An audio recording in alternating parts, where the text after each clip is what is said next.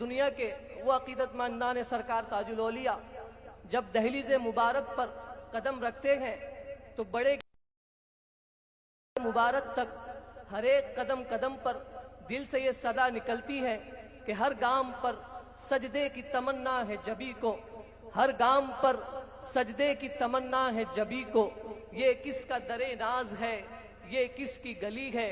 और ये तो वो दरबार आली है कि यहाँ पर अगर कोई खुलूस दिल के साथ अशकों के मोती निछावर करता है तो सरकार शहनशाह अफ्ते अक़लीम उसकी मुरादों को पूरी फरमाते हैं।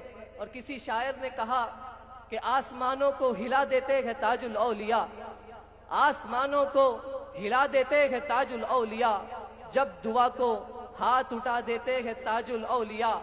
और उन चिरागों को तो आंधी भी बुझा सकती नहीं, उन चिरागों को तो आंधी भी बुझा सकती नहीं, जिन चिरागों को जला देते हैं ताजुल औलिया। लीजिए अब मैं बिला ताखीर नाते रसूल मकबूल सल्लल्लाहु अलैहि वसल्लम गुनगुनाने के लिए दावत सुखन दे रहा हूँ मोहम्मद फैज़ान रज़ा को कि वो तशरीफ़ लाए।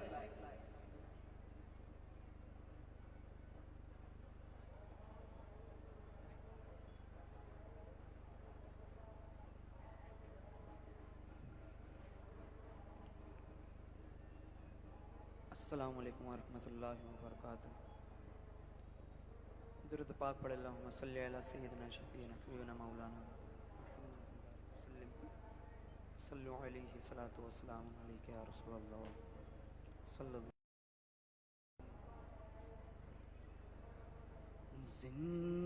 जिंदगी ने मौत की आगोश से उठकर कहा,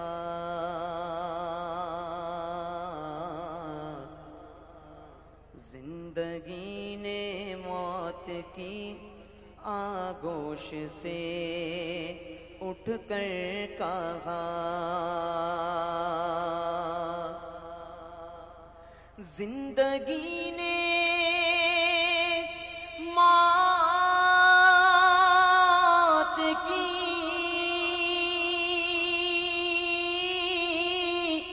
आगोश से उठकर कहा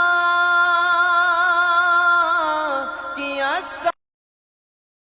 वक्त के हाँ अस्सलाम वक्त के सुल्तान ताजुल औलिया, अस्सलाम वक्त के सुल्तान ताजुल औलिया, अस्सलाम वक्त के सुल्तान ताजुल औलिया। और एक ही शादी के किस्से याद है अब तक तुम्हें, एक ही शादी के किस्से याद है अब तक तुम्हें, एक ही शादी के किस्से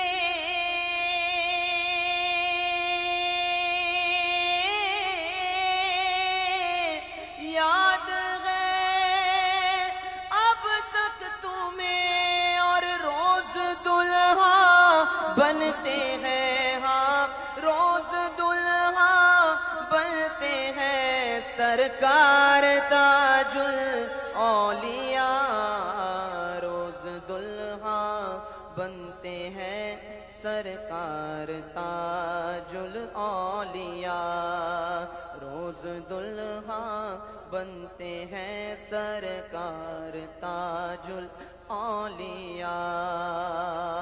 नूर आका नूर ज़हरा नूर हसनैनो अली, नूर आका नूर ज़हरा नूर हसनैनो अली, नूर आका नूर ज़हरा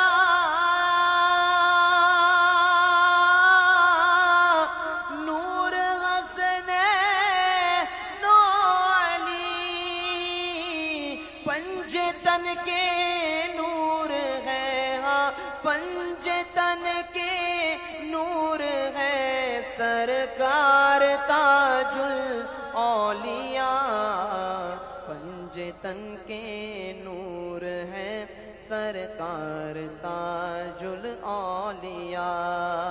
हर बलाए नागहानी सर से सरवर टल गए, हर बलाए नागहानी सर से सरवर टल गए। हर बलाए नागहानी सर से सरवर टल गई। जब कहा मैंने के यहाँ, जब कहा मैंने के यहाँ सरकार ताजुल औलिया।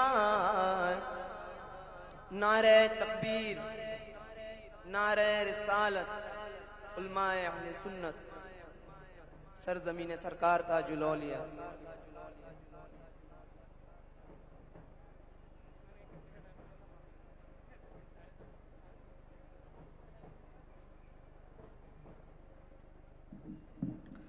सुभान अल्लाह, माशा अल्लाह। गुनगुनाता हुआ ये कौन चमन से गुजरा, गुनगुनाता हुआ ये कौन चमन से गुजरा, हर कली माइले गुफ्तार नजर आती है। लीजिए अब मैं बिला ताखीर सरकार ताजुल औलिया की बारगाह में खिराज अकीदत पेश करते हुए अपने मेहमान खुसूसी को दावत खिताबत दे रहा हूँ।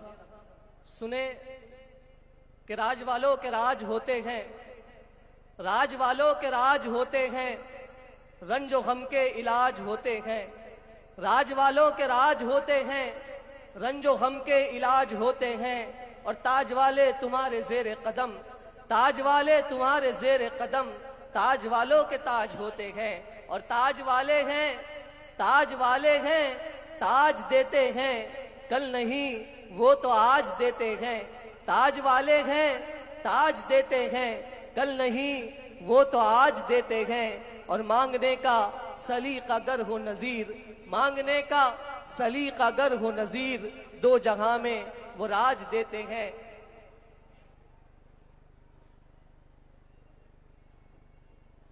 मैं मनकबत सरकार ताजुल औलिया पेश करने के लिए दावत सुखन दे रहा हूँ हजरत अल्लामा मौलाना फिरोज साहब क़िबला को कि हजरत तशरीफ लाए।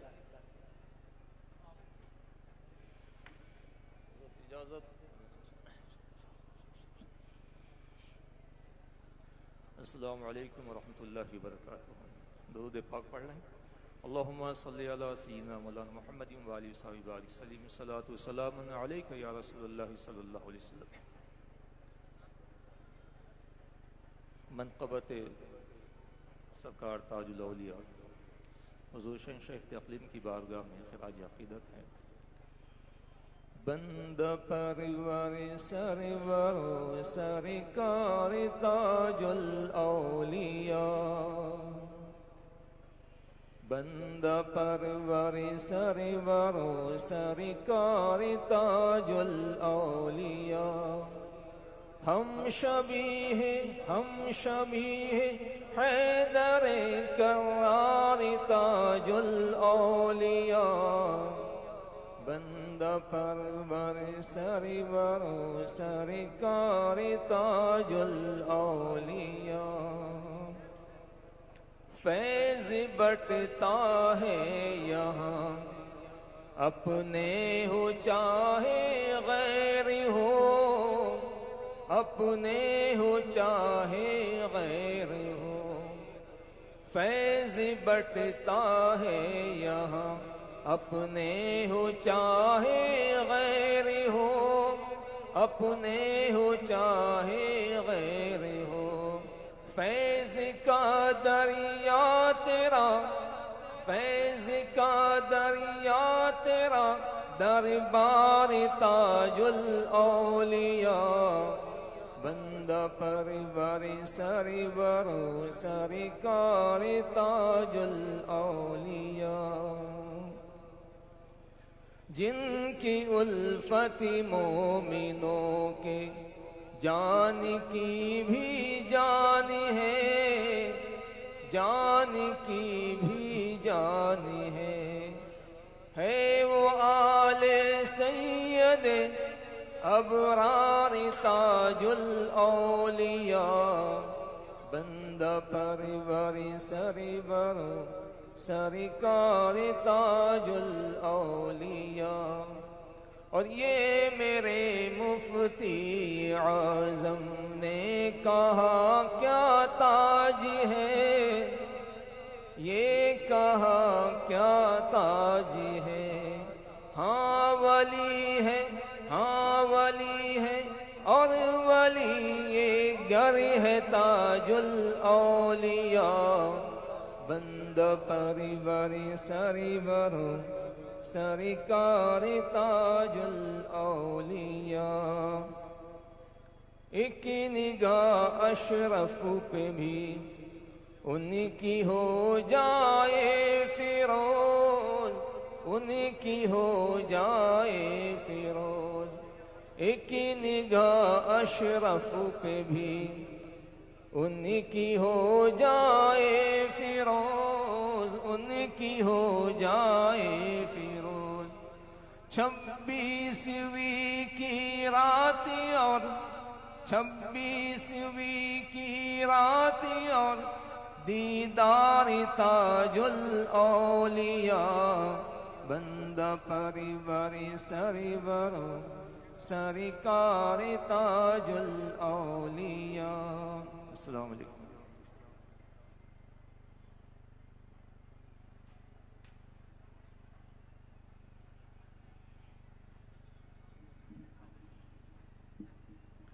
मैं डॉक्टर अवेज़ हसन साहब से गुजारिश करता हूँ कि वो हज़रत अल्लामा मौलाना मुफ्ती वसीम मजीद अज़हरी साहब क़िबला का इस्तकबाल फरमाए।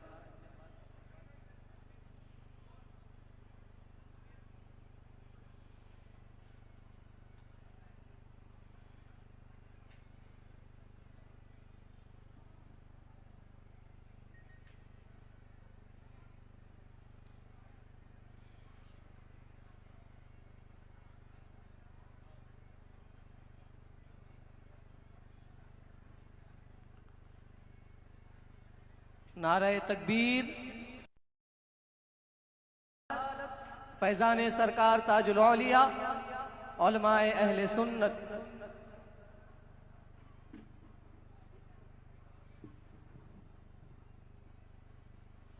मैं डॉक्टर अवेज़ हसन साहब से गुजारिश करता हूँ कि वो हज़रत अल्लामा मौलाना अशफाक अहमद साहब क़िबला की गुलपोशी फरमाए।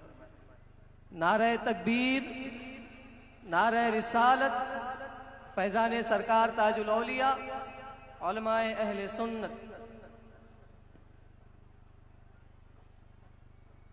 लीजिए अब बिला ताख़ीर अपने मेहमान खुसूसी का इस्तकबाल करें। नारे तकबीर, नारे रिसालत, उलमाए अहले सुन्नत।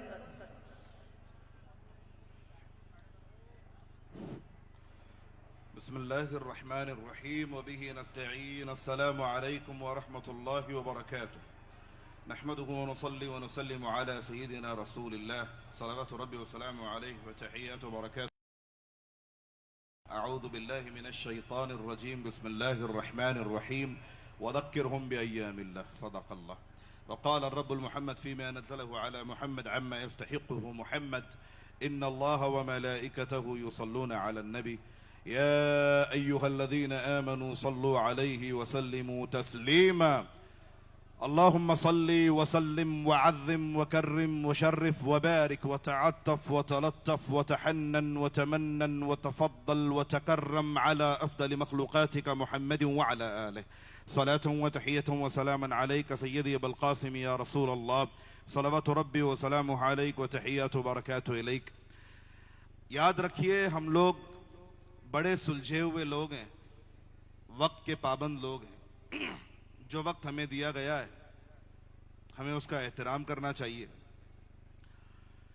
मैं दरगाह के तमाम मुंतज़िमीन जिन्होंने ये इंतज़ाम किया है, दरबार को दरबार की तरह सजाया है, सरकार ताजुल औलिया की शान को कहीं से भी कम नहीं होने दिया है और उसकी खिदमतों को कमा हक हुआ अदा किया है, उन सब का शुक्रिया और उन सब को मुबारकबाद पेश करता हूँ। कि आप लोगों की कोशिशों से ये दरबार सजा हुआ है। अल्लाह ताला सरकार ताजुल औलिया का खुसूसी और हकीकी फैज़ान आपको और हमें नसीब करे। और यह जहां आप लोग आज बैठे हुए हैं, सरकार ताजुल औलिया का आस्थाना है। आज आपको यह सुनना है कि उर्स मनाया क्यों जाता है और क्या उर्स मनाना वाकई इस्लाम में है या नहीं। आज इंशाअल्लाह इस पर हम लोग मुख्तसर गुफ्तगू सुनेंगे, क्योंकि वक्त के दामन में इतनी गुंजाइश अब बाकी नहीं रही। दुरूद शरीफ पढ़ लीजिए। अल्लाहुम्मा सल्ली अला।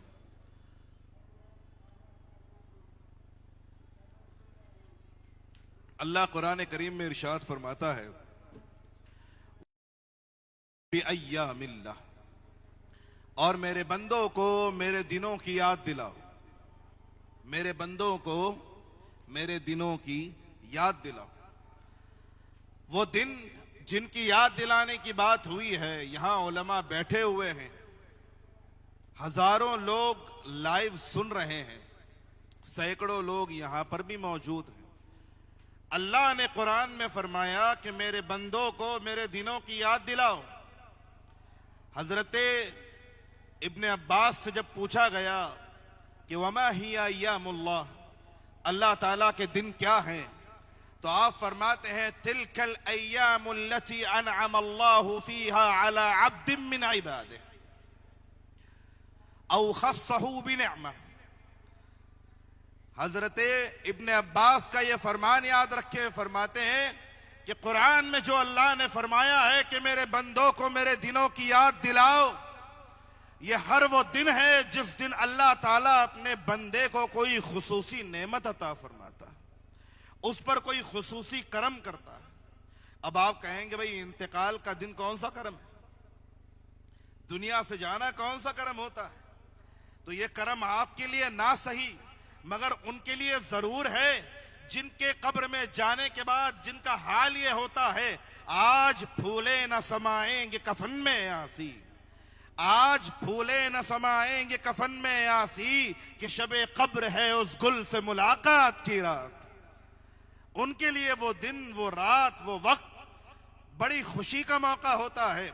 मेरे आका सल्लल्लाहु अलैहि वसल्लम इरशाद फरमाते हैं कि जब बंदा मोमिन अपनी कब्र में दाखिल होता है तो उससे सवालों जवाब के बाद फरिश्ते ये कहते हैं, नम का नौमतिल अरूस। नागपुर के लोग मैंने सुना है कि बड़े जिंदा दिल लोग हैं, जिंदा जहन लोग हैं, सुनने वाले लोग हैं, समझने वाले लोग हैं। तो आप उर्स के इस लफ्ज को, कि आप उर्स को उर्स क्यों कहते हैं, आपको कुछ लोग मिलेंगे जो ये कहेंगे उर्स कुरान और हदीस से साबित करके दिखा दो, कहां आया है उर्स बनाना।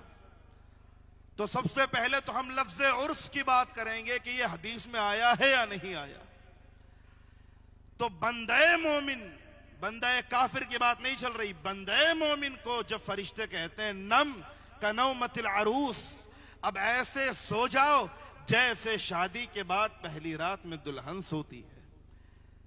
अपने महबूब के दीदार में आंखें मीच के लेटे रहो, अपने महबूब की रानाई और जलवों के दीदार के लिए इंतजार करो।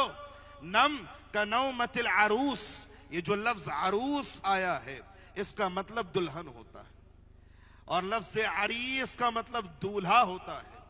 और दूल्हा दुल्हन की जिस दिन शादी होती है उसको यौमुल मारस कहते हैं, और शादी को अरबी में उर्स कहते हैं। अरूस दुल्हन। आप treat this gathering like class, try to learn something with me in Arabic language. समझिए, अरूस कहते हैं दुल्हन को, अरीस कहते हैं दूल्हे को, उर्स कहते हैं शादी को। और हदीस में रसूलुल्लाह फरमा रहे हैं कि बंदे मोमिन की शान कब्र में कहा जाता है नम के नौमतिल अरूस, अरूस की तरह सो जाओ दुल्हन की तरह सो जाओ। भला दुल्हन पहली रात में सोती थोड़ी है, वो अपने महबूब के इंतजार में होती है। इसी तरह बंदे मोमिन कब्र में इंतजार महबूब में होता है कि आज फूले न समाएंगे कफन में आसी, कि शबे कब्र है उस गुल से मुलाकात की रात। और किसी ने कहा था कब्र में सरकार आए तो मैं कदमों में गिरूं,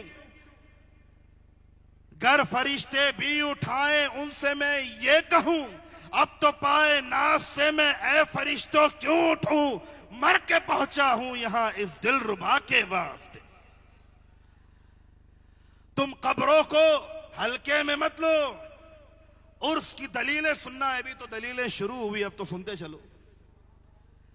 कब्र वालों की बारगाह में जाना, तुम कहते हो कि रसूलुल्लाह सल्लल्लाहु अलैहि वसल्लम हर साल के कब्र पे जाया करते थे, जिस तरह तुम ताजुल औलिया के आस्थाने पे जाते हो, गरीब नवाज के आस्थाने पे जाते हो, बगदाद चले जाते हो, हर साल उर्स मनाते हो। कहां से दलीलें सुनते चलो, इन हवालों को नोट डाउन कर लो। अगर ये ना कर सको तो इस प्रोग्राम के बाद इस लिंक को देख लेना, इस प्रोग्राम को देख लेना, हवालों को चेक कर लेना। जिस तरह हदीस की किताबों में, हदीस की किताबों में सबसे बड़ी किताब बुखारी है, इसी तरह तमाम फिरक़हाए अहले सुन्नत के नजदीक, जो अपने आप को सुन्नी कहते हैं, उनके नजदीक बुखारी की तरह तफसीर के मैदान में सबसे मोतबर तफसीर तफसीर तबरी है। तफसीर तबरी के वो अल्फाज जाके उठाओ, देखो हजरत इमाम आमश क्या रिवायत कर रहे हैं। कहते हैं कि काना, हदीस सुना रहा हूं मुसलमानों सुनो, काना रसूलुल्लाह सल्लल्लाहु अलैहि वसल्लम याती अला क़ुबूर शुहदाई व अस्हाबे अला रअस कुल्ल सनतिन व कज़ाक अबू बकर व उमर व उस्मान व अली। मैं नहीं कह रहा हूं, ये हदीस के अल्फाज हैं कि हजरत इमाम आमश रिवायत कर रहे हैं। इब्न जरीर तबरी ने अपनी किताब, अपनी मोतबर तफसीर में लिखा है कि रसूलुल्लाह हर साल अपने सहाबा की कब्र पे जाया करते थे। अला रअस कुल्ल सना, अला रअस कुल्ल सना, हर साल जाया करते थे। क्या हुजूर सिर्फ अकेले जाते? नहीं। वकज़ाक अबू बकर व उमर व उस्मान व अली, और हुजूर के बाद हजरत अबू बकर भी जाया करते थे, हजरत उमर भी जाया करते थे, हजरत उस्मान भी जाया करते थे, हजरत अली भी जाया करते थे। वकज़ालिक तबिअहुम अत्ताबिऊन, और उनके बाद ताबईन का भी यही अमल रहा। जी हां, यह हर साल कब्र पे आना कोई बिदअत नहीं है, सुन्नत मुस्तफा है, सुन्नत सहाबा है। और हुजूर आके क्या किया करते थे? आय हाय हाय हाय, क्या मुर्दा समझ के आते थे? सुनना कान खोल। तुम्हें हदीसें बहुत कहते हो ना कि बुखारी दिखाओ मुस्लिम दिखाओ, बुखारी दिखाओ मुस्लिम दिखाओ, देख लो बुखारी देख लो मुस्लिम देख लो। हर साल रसूलुल्लाह कब्र पे जा रहे हैं, और कब्र पे क्या समझ के जाते थे? मुर्दा समझ के जाते थे। मुर्दा समझ के नहीं जाते थे। अगर मुर्दा समझ के जाते तो हुजूर ये नहीं कहते अस्सलामु अलैकुम या दार कौमिन मुमिनीन। कान खोल के सुन लेना, आज ये फर्क समझते चलो मुसलमानों। रसूलुल्लाह ने जिस हदीस में या अहलल कुबूर कहा है, वो हदीस दर्जे में इस हदीस से नीचे आती है जिसमें हुजूर ने अहलल कुबूर नहीं, या दार कौमिन मुमिनीन कहा। क्या कहा? तुम पर सलामती हो, सलामत रहना कब्र वालों। ये नहीं, सलामत रहना ए इस घर में बसने वालों। कब्र नहीं कहा, मुर्दा नहीं कहा। और सलामती की दुआ मुर्दे को दी जाती है, जिंदे को दी जाती है। अस्सलामु अलैकुम या दार कौमिन मुमिनीन, ऐ इस घर में बसने वाले मोमिनो, तुमको अल्लाह सलामत रखे। अंतुम लना सलफ, तुम आगे जा चुके हो, वनहनु लकुम खलफ, हम पीछे पीछे पीछे आ रहे हैं, व इन्ना इंशाअल्लाह बिकुम लाहिकून, और इंशाअल्लाह जल्दी हमारी मुलाकात होने वाली है। ये मुर्दों से करने की बातें, क्या ये बातें मुर्दों से की जाती हैं? हुजूर अकीदा दे रहे हैं कि जब कब्र पे जाओ, और एक हदीस हजरत इमाम सुयूती अल इत्कान में लेकर आए हैं। क्या हदीस है? रसूलुल्लाह सल्लल्लाहु अलैहि वसल्लम फरमाते हैं कि इज़ा ज़ारा अहदुकुम अखाहु फी क़ब्रिह हुवा यस्तानिसु बिज़ाइरिह हत्ता युफ़ारिक़ह। अल्लाह अल्लाह, तुम में से जब कोई कब्र पे जाता है तो कब्र वाले को तुम्हारे आने से सुकून मिलता है। रसूलुल्लाह फरमाते तुम्हारे आने से सुकून मिलता है, जितनी देर तुम उनके पास रहते हो उनको सुकून मिलता रहता। इतनी ही बात नहीं है, अब आओ कान खोल के सुनना। हदीस रियादुन नदरा में मौजूद है, हदीस इब्ने मुसन्नफ इब्ने अबी शैबा में मौजूद है, हदीस कंजुल उम्माल में मौजूद है, हदीस शाबुल अमाल में मौजूद है, हदीस अल बिदाया व निहाया में मौजूद है, हदीस अल कामिल फित तारीख में मौजूद है, हदीस इब्न अल असीर के यहाँ मौजूद है, हदीस को इब्ने हजर अल अस्कलानी ने, इमाम नबहानी ने, इमाम कुस्तुल्लानी ने और मुल्ला अली कारी ने और इमाम इब्ने हिब्बान ने हदीस को सही कहा है। हदीस क्या है? कान खोल के सुनो। इक़हत फी ज़मन उमर, हजरत उमर के जमाने में कहत पड़ गया। फज़ारा अहदुहुम रसूलल्लाहि सल्लल्लाहु अलैहि वसल्लम, एक सहाबी हुजूर के पास गए, कब्र मुबारक पे गए, कहने लगे या रसूल अल्लाह कुन्त फीना फकुन्ना नअतीका फनस्तक़िल्लाह, या रसूल अल्लाह आप हमारे दरमियान मौजूद थे, जाहिरी तौर पे मौजूद थे, तो हम आपसे आकर कहत की शिकायत किया करते थे, आप हमारे लिए बारिश की दुआ किया करते थे, बारिश हो जाती थी। हुजूर मैं अब फिर आ गया हूँ, हुजूर बारिश की दुआ फरमा दे। वो सहाबी कहते हैं, याद रखना हदीस 13 कुतुब हदीस में मौजूद है। वो सहाबी कहते हैं मैं सो गया, हुजूर अलैहिस्सलाम ख्वाब में तशरीफ लाए। हुजूर कहते हैं इज़हब इला उमर व अक़रिअहु अस्सलाम व क़ुल लहु इंतज़िर फ़इन्न अल्लाह यस्क़ीकुम। अल्लाह अल्लाह अल्लाह अल्लाह अल्लाह अल्लाह अल्लाह। कहते हैं कि उमर के पास जाना, उमर को मेरा सलाम कहना और कहना उमर थोड़ा इंतजार और कर लो, अल्लाह बारिश नाजिल करने वाला है। और उसके चंद दिनों बाद बारिश नाजिल हुई। अल्लाह अल्लाह। कहां ले जाओगे इन हदीसों को? आप कहेंगे ये हदीस क्यों सुना रहा हूं? इस हदीस में जो दलील है वो ये है कि वो सहाबी हुजूर की कब्र पे आए थे, हुजूर की कब्र पे आए थे। और याद रखना बहुत बड़ा फितना बर्पा हो जाएगा अगर तुम ये कहोगे कि जो कब्र में चला गया उसका कोई ताल्लुक किसी शय से ना रहा। हमारे वो भाई जिनको अभी तक कंफ्यूजन है कि कब्र से कोई फायदा होता है या नहीं होता, उर्स का कोई फायदा है या नहीं है, वो कान खोल के सुने। मैं अपनी बात नहीं कर रहा, हजरत इमाम शाफई रदी अल्लाह ताला अन्हु को तुम भी मानते हो। इब्ने तैमिया ने अपनी किताब मजमूउल फतावा में लिखा, लौ कुन्तु क़ल्लदतु मज़हबन लकुन्तु शाफ़िईय्या फमज़हबुहु सह्ह इंदी व कज़ाका फ़िक़्हुहु। इब्ने तैमिया जो देवबंदी और अहले हदीस और जमाते इस्लामी इन तमाम जमातों के सरबराह हैं और बड़े माने जाते हैं, उन्होंने अपनी किताब में लिखा कि मैं इमाम शाफई का एहतराम और अदब करता हूं क्योंकि उनका हदीस का इस्तिदलाल, उनका फिक़्ह और उनका मजहब मेरे नजदीक सही है।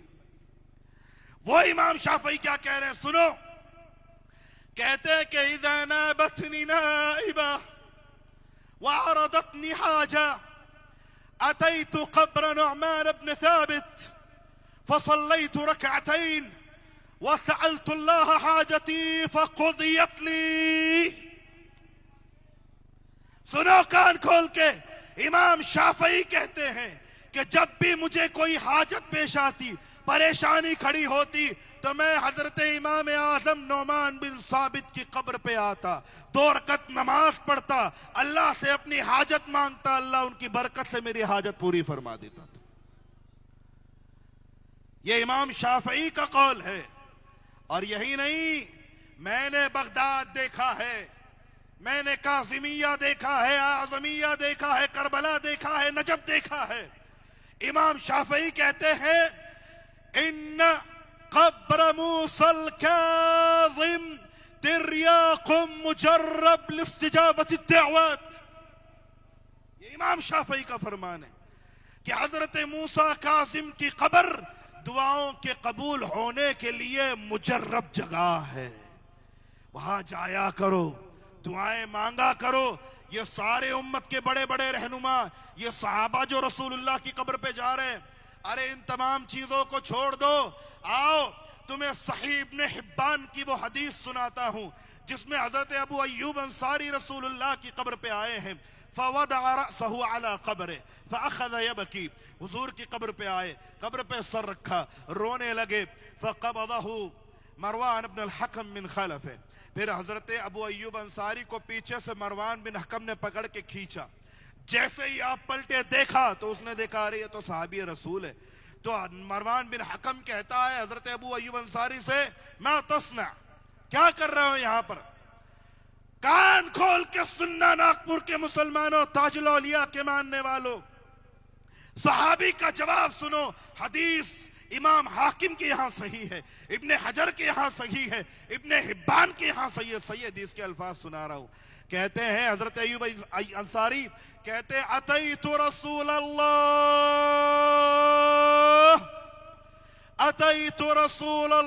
वलम आति तुराबा, मैं रसूलुल्लाह से मिलने आया हूं, किसी मिट्टी के ढेर के पास नहीं आया। रसूलुल्लाह से मिलने आया हूं, किसी मिट्टी के ढेर के पास नहीं आया। अगर तुम ये कह दोगे कि मरने के बाद कुछ नहीं होता, कब्र में कुछ नहीं होता, कब्र में जाने के बाद ताल्लुक खत्म हो जाता है, किस उम्मीद पर लोग नेक अमाल करेंगे? किस उम्मीद पर लोग अपने जनाजों को नमाजें पढ़ पढ़ के दफनाएंगे? किस उम्मीद पर मगफिरत की दुआएं करेंगे? मुझे बताओ। जाओ नासिक में जाकर देखो, महाराष्ट्र में रहते हो, नासिक चले जाओ। नासिक में एक कब्रिस्तान है, जहांगीरी कब्रिस्तान। वहां के मदरसों में आज तक वो तस्वीरें महफूज है। मैं मौजूद था। 8 दिन तक मूसलाधार बारिश हुई, कुछ कब्रें टूट गई। कब्र टूटने के बाद एक कब्र खुली, जिस कब्र में दफन होने वाले को 37 साल पहले दफन किया गया था, जब कब्र खुली है तो उनका जिस्म वैसे ही सलामत था, चेहरा मुस्कुरा रहा था। उनके पर पोतों ने आके जियारत की, उनके बारे में पूछा गया कि आखिर इनके दुनिया में अमाल क्या थे, सुनना। कहते हैं कि ये दुरूद शरीफ के पाबंद थे। जब भी अजान होती थी शटर डाल देते थे, पहली सफ में जाके पहुंच जाते थे, और जब मुसलमानों को लड़ता हुआ देखते थे तो आपस में सुलह करा दिया करते थे, और बकदरे इस्तिताअत हैसियत के मुताबिक अल्लाह के दीन पर खर्च किया करते थे। ये इनकी खास खूबियां थी।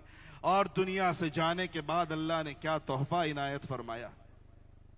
इसीलिए कहते हैं जब भी मैली नहीं होती दहन मैदा नहीं होता, जब भी मैली नहीं होती दहन मैला नहीं होता, मोहम्मद के गुलामों का कफन मैला नहीं होता, मोहम्मद के गुलामों का कफन मैला नहीं होता।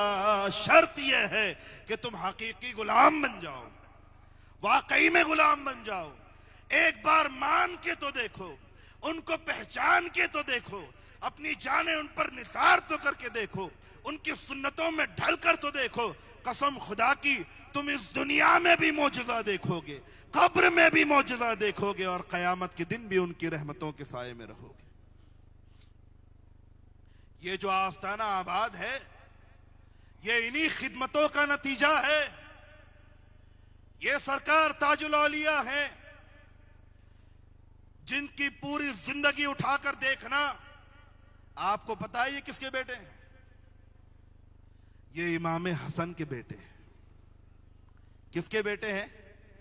हुजूर गौसे आजम में और सरकार ताजुल औलिया में दो चीजें बहुत सेम हैं, दोनों हसनी हैं, दोनों हसनी हैं और दोनों अपनी मां के पेट से विलायत लेकर आए थे। दोनों पैदाइशी वली, पैदाइश से करामात जाहिर हैं। हाँ, यही वो ताजुल औलिया हैं जिनके आस्थाने पे आने वालों को कभी आप फकीरों का पेट भरने का हुक्म देते हैं, कभी किसी की मदद का हुक्म देते हैं, कभी आप हुस्न अखलाक का दर्स देते हैं, मखलूक की हाजत रवाई का दर्स देते हैं, कभी पाक दामनी का दर्स देते हैं।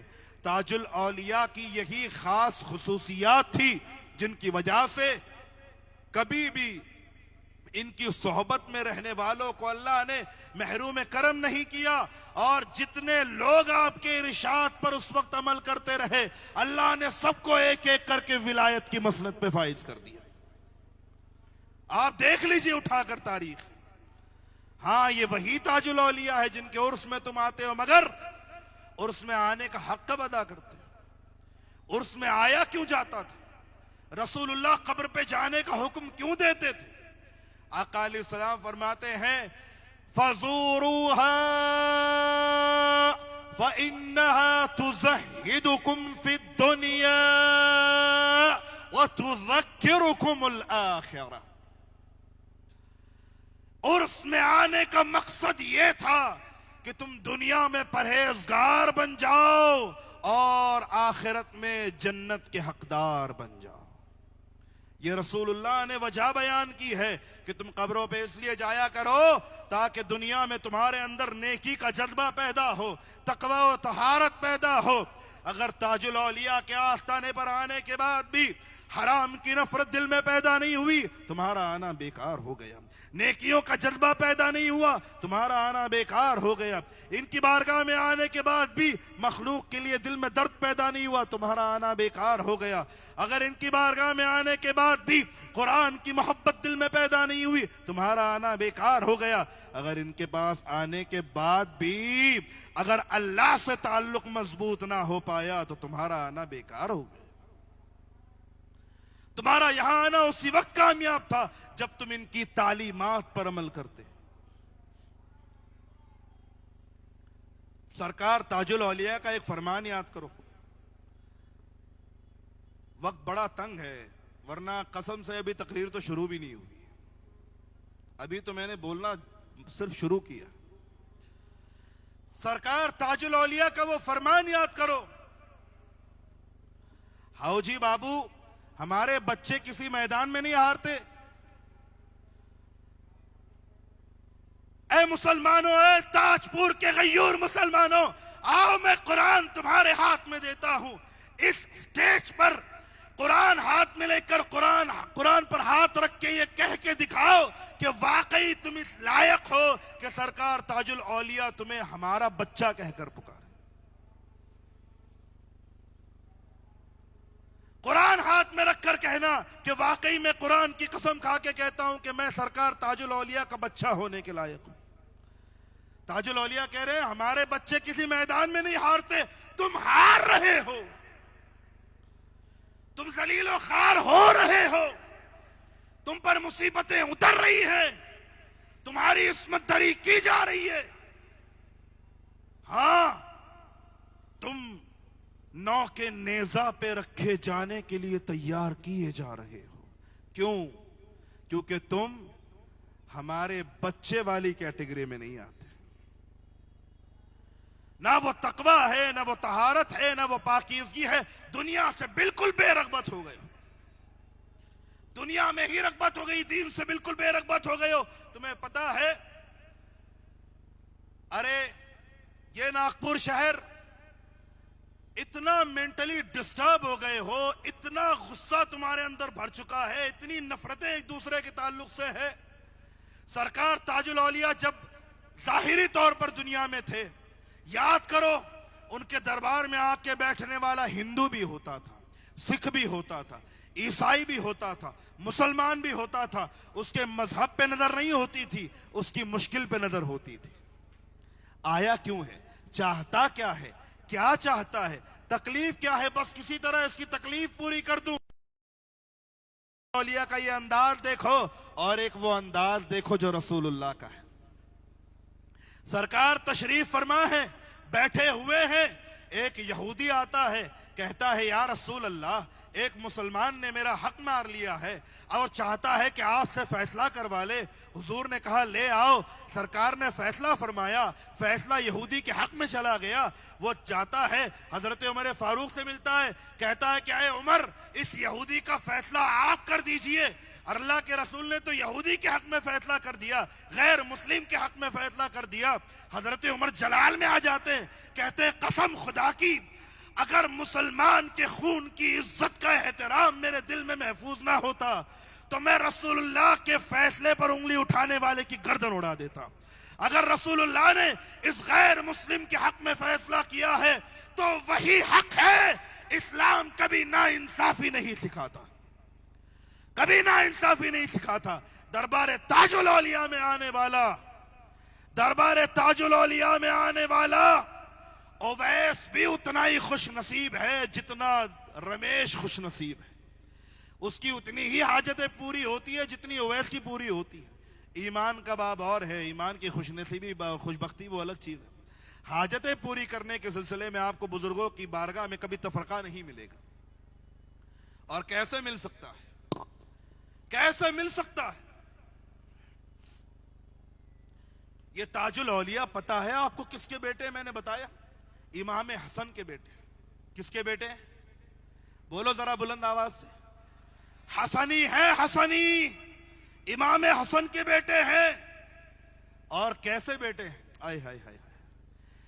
हजरते इमाम हसन, कान खोल के सुनना, हजरते इमाम हसन रदी अल्लाह ताला अन्हो के बारे में सियर आलामिन नुबला में, अल बिदाया वन निहाया में लिखा गया है, कान युहदा लहु 4,000 दीनार शहरिया। हजरत इमाम हसन की बारगाह में हर महीने 4 लाख दिरहम का नजराना आया करता था, दीनार का नजराना आया करता था। कितने? 4 लाख दीनार का नजराना आया करता था। 4 लाख दीनार को आज की करेंसी के हिसाब से देखोगे तो कम से कम 40 करोड़ होते हैं। हर महीने 40 करोड़ का नजराना इमाम हसन की बारगाह में आ रहा है। और हजरत इमाम हसन क्या करते थे? इमाम इब्ने असाकिर ने लिखा है, इमाम इब्ने हजर ने लिखा है, इमाम इब्ने कसीर ने लिखा है, फकाना युवज़्ज़िउहा अलल मुस्लिमीन हत्ता मा कान यब्क़ा इंदहु शैउन मिन अद-दीनार। अल्लाह। तो आप वो 40 करोड़ जो हर महीने इमाम हसन को मिलते, मुसलमानों में बांट देते थे, यहां तक कि आपके पास 1 दीनार बाकी नहीं रहता था। अल्लाह। उनकी औलाद बांटेगी नहीं तो क्या करेगी? उनकी औलाद करम नहीं करेगी तो क्या करेगी? और यही इमाम हसन है, रोजाना मस्जिद में जाने का टाइम टेबल सेट है, मगर एक बार आदत के खिलाफ मस्जिद में जाते हैं कि चलो आज मस्जिद में जाने का इस वक्त में दिल हो रहा है। रोजाना मस्जिद जाते थे, नमाज पढ़ते थे, तिलावत करते थे, लेकिन एक दिन बिना किसी वजह के आप मस्जिद में तशरीफ ले गए। पिछली सफ में बैठे, पहली सफ में एक बंदा बैठा है, हाथ उठा के कहता है, ऐ अल्लाह, मैं तेरी मखलूक से मायूस हूं, तेरी रहमत से मायूस नहीं हुआ। ऐ मौला, मेरे कांधों को कर्ज के बोझ ने तोड़ दिया है, मेरी कमर टूटने वाली है, खुदकुशी के दरपे हो गया हूं। ऐ मौला, मेरा कर्ज भी कोई इतना बड़ा नहीं है, 20,000 दीनार का कर्ज है, मौला मेरे लिए इंतजाम फरमा। ऐ अल्लाह, क्या तूने मोहम्मद से नहीं कहा था, क़ाल रब्बुकुम उदऊनी अस्तजिब लकुम, क़ाल रब्बुकुम उदऊनी अस्तजिब लकुम। मैं तुम्हारा रब, मैं कहता हूं कि मेरे पास आके दुआएं मांगा करो, मैं तुम्हारी दुआएं कबूल करूंगा मौला, आज मैं सिर्फ तेरे पास आया हूं। इमाम हसन पिछली सबसे ही बाहर निकल गए, घर पहुंचे और अपने खादिम से कहा कि ये 20,000 दिरहम दीनार लो, मस्जिद में एक बंदा होगा उसको दे देना, अगर पूछे किसने भेजा है तो कहना तेरे अल्लाह ने भेजा है। उनकी औलाद बांटेगी नहीं तो क्या करेगी? याद रखना, खिदमत खल्क औलिया का वो मुमताज सरमाया है जिसकी वजह से हर साल हाजिरीन उनके उर्स में आते हैं, हाजिर होते हैं कि उनके करम की बारिशें हम पर नाजिल होती रहे। ये हुजूर गौसे आदम है, लंगर शुरू किया है। हाँ, वही दरबार गौसे आदम बगदाद का, जहां का लंगर जब हुजूर गौसे आदम जब सन 600 हिजरी में जब लंगर शुरू हुआ, वो लंगर आज तक जारी है, आज तक जारी है। जानते हो हुजूर गौसे आदम ने लंगर के बाहर क्या लिखवाया था? हाय हाय, गौसे आदम ने लिखवाया, सिर्रुना फी तआमिना, हमारी विलायत और गौसियत का राज हमारा दस्तरखान है। हम मखलूक का पेट भरते रहते हैं, अल्लाह हमें विलायत से नवाजता रहता है। मेरे प्यारे, ये पेट में लुकमा डालने के अमल को छोटा मत समझना। तुम्हारे गौसे पाक ने इरशाद फरमाया, हजरत डॉक्टर जमाल फालिह अल-कैलानी अपनी किताब ज़ौरतुर रूह में इमाम हुजूर गौसे पाक का ये फरमान नकल करते हैं। कहते हैं कि गौसे आदम ने फरमाया, लुक़मतुन फी बतनी जाए खैरुम मिन बिनाई अल्फि जामिअ, किसी भूखे के पेट में एक लुकमा पहुंचा देना बिला जरूरत 1000 मस्जिदें बनाने से भी अफजल है।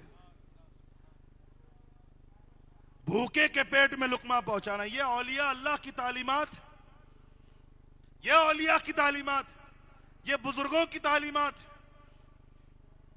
इस पर हमारी कोई नजर नहीं है।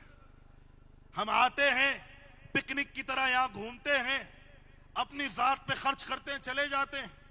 अगर सरकार ताजुल औलिया का उर्स मनाना हुआ करे और अगर तुम ये दावा करते हो कि सरकार ताजुल औलिया को मानने वाले हो, तो आओ मैं तुम्हें वो अमल बताता हूं जो हजरत अब्दुल्ला बिन जुबैर किया करते थे, हजरत मुसअब बिन जुबैर किया करते थे, हजरत सुकैना बिनतुल हुसैन किया करती थी। जब रसूलुल्लाह सल्लल्लाहु अलैहि वसल्लम का यौम पैदाइश आता या यौम वफात आता तो ताबईन इज़ाम का ये अमल इमाम इब्न कसीर ने लिखा है, फ़कानु युकीमून अल-वलाइम व युवज़्ज़िऊन अत-तआम अला फ़ुक़राइल मुस्लिमीन व यसुद्दून हवाइजहुम। ये उर्स मनाने का तरीका मैं नहीं कह रहा, उन किताबों में लिखा है जिनको सारे फिरके मानते हैं कि हमारे बुजुर्गान दीन इमाम हुसैन की बेटी हजरत सुकैना बिनतुल हुसैन, जो कि मुफ्तियात की भी मुफ्तिया कहलाती थी, आलिमाओं की आलिमा कहलाती थी। अरे इमाम हुसैन की बेटी से बड़ी आलिमा कौन होगी? वो क्या करती थी, जब रसूलुल्लाह की पैदाइश वफात का दिन आता तो आप खाने का लंगर बनवाया करती थी, मुसलमानों में तकसीम किया करती थी और फहरिस्त बना लिया करती थी कि शहर में कौन कौन गरीब और परेशान हाल है, उनके कर्ज अदा कर दिया करती थी, उनके घरों में कपड़े भेज दिया करती थी, उनकी भूख का इंतजाम किया करती थी और जो बीमार होते थे उनके लिए दवाएं का इंतजाम किया करती थी। उर्स मनाने का ये तरीका किताबों में लिखा है, हमारा और आपका तरीका नहीं, सहाबा का तरीका लिखा, सहाबा का तरीका लिखा। ये सारी दलीलें लिख के ले जाना, एक दलील गलत साबित हो जाए तो तुम्हारी जूती हमारा सर है। अरे बातें तो इतनी है बयान करने के लिए कि हैरत करोगे। कब्र पे आने का फायदा क्या है, सुनो। अब ये वाकया मैं बयान नहीं कर रहा, ये वाकया मैं बयान नहीं कर रहा, बल्कि तमाम वो लोग जो सुन्नी होने का दावा करते हैं और जिनको अपना पीर मानते हैं, पीर इमदादुल्लाह मुहाजिर मक्की, उन्होंने अपनी किताब में लिखा, और तो और उनके अलावा मुफ्ती शफी देवबंदी ने अपनी किताब में लिखा, उसके अलावा तारीख दिमिश्क में वाक़िया मौजूद है। हजरत शेख इब्न ज़ग़ब अल-यमनी, कान खोल के सुनना, हजरत शेख इब्न ज़ग़ब अल-यमनी रसूलुल्लाह की बारगाह में हर साल मीलाद पे आया करते थे। आने के बाद क्या करते थे? रसूलुल्लाह की तारीफ करते और साथ में हजरत अबू बकर और उमर की भी कर दिया करते थे। तो एक शिया ने इनको देखा, राफजी ने, अपने घर पे दावत की। हजरत को पता नहीं था ये राफजी है। घर ले गया और घर जाने के बाद में अपने गुंडों से उनकी पिटाई करवाई और छुरे से उनकी जबान काट दी। जबान काट दी। तारीख के सीने में वाकया मौजूद है। कब्र पे आए थे, रसूलुल्लाह के पास नहीं आए थे, जाहिरी तौर पर नहीं आए थे, कब्रे मोहम्मद पे आए थे, कब्रे फारूक पे आए थे, कब्रे अबू बकर पे आए थे। पता है वो राफजी क्या कहता है? इज़हब इला अबी बकर व उमर वश्तकीना इलैहिम अन यरुद्दू लक लिसानक।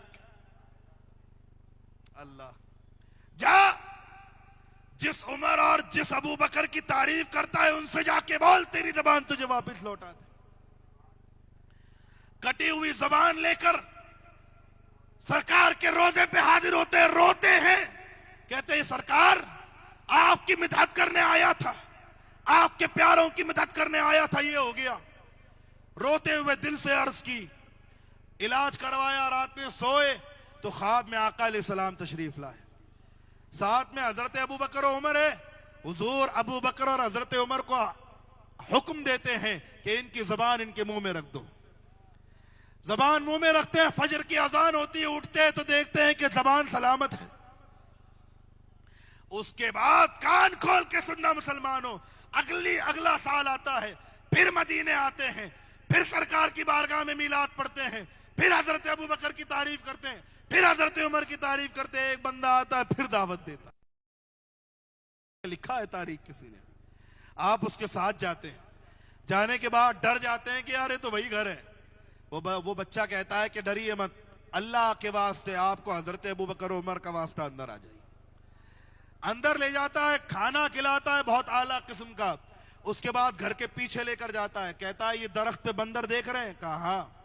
कहा ये मेरा वही बाप है जिसने आपकी जबान काटी थी, अल्लाह ने इसको बंदर की शक्ल में बदल दिया और मेरे दिल में हजरत अबू बकर और उमर की मोहब्बत डाल दी। ये सारे वाकयात कब्र पे हो रहे हो और वहां तुम सवाल करते, और लिखने वाले भी तुम्हारे अपने बड़े हो, फिर तुम ये सवाल करो कि कब्र पे आने से क्या होता है। ये कहो कब्र पे आने से क्या नहीं होता। अब कान खोल के सुनना मुसलमानों, दलीलें सुनते चलो। तुम ये कहते हो कि कब्र तो मिट्टी का ढेर है, मिट्टी के ढेर पर जाने से क्या होता है? भला मिट्टी के ढेर पे जाना भी कहीं साबित हो सकता है? साबित तो मैंने कर दिया, लेकिन मैं कुछ सवालात कायम करना चाहता हूं, गौर से सुनना। ये सवालात लेकर जाना, किसी भी गैर दारुल इफ्ता के मुफ्ती से पूछना, कसम खुदा की आजिज हो जाएगा मगर जवाब नहीं दे पाएगा। सुनना, कान खोल के सुनना। मुझे बताओ, जब तुम हज करने जाते हो या उम्रा करने जाते हो, जिस काबे के सामने सजदा करते हो, वो काबा किसी ज़ी रूह मखलूक का नाम है या मिट्टी के ढेर का नाम है? मैं तौहीन नहीं कर रहा हूं। काबे की दीवारें, उसकी ईंटें, सब कुछ मिट्टी से बनी हुई, उसके सामने सजदा करते हो क्योंकि खुदा का हुक्म है। लेकिन हम काबे को खुदा मान के सजदा नहीं करते, सजदा अल्लाह को करते। तो मिट्टी है या नहीं? दूसरा सवाल, जिस मकामे इब्राहिम के बारे में कुरान कहता है वत्तखिज़ू मिन मकामी इब्राहिम मुसल्ला, मेरी बारगाह में आए हो और अल्लाह की बारगाह में कुर्बत चाहते हो तो इस मकामे इब्राहिम के पास खड़े रहकर 2 रकत नमाज पढ़ो। क्या है मकामे इब्राहिम? ना मज़ार है, ना कब्र है, ना ही कोई जरी है, ना ही कोई आस्ताना है, ना ही कोई दरगाह है। वो पत्थर है जिसके ऊपर पांव रख के हजरत इब्राहिम और इस्माइल ने काबा तामीर किया था। तो उस पत्थर की हैसियत ये हो गई कि अब अल्लाह की बारगाह में कुर्ब चाहते हो तो इसके पास आके नमाज पढ़ लो।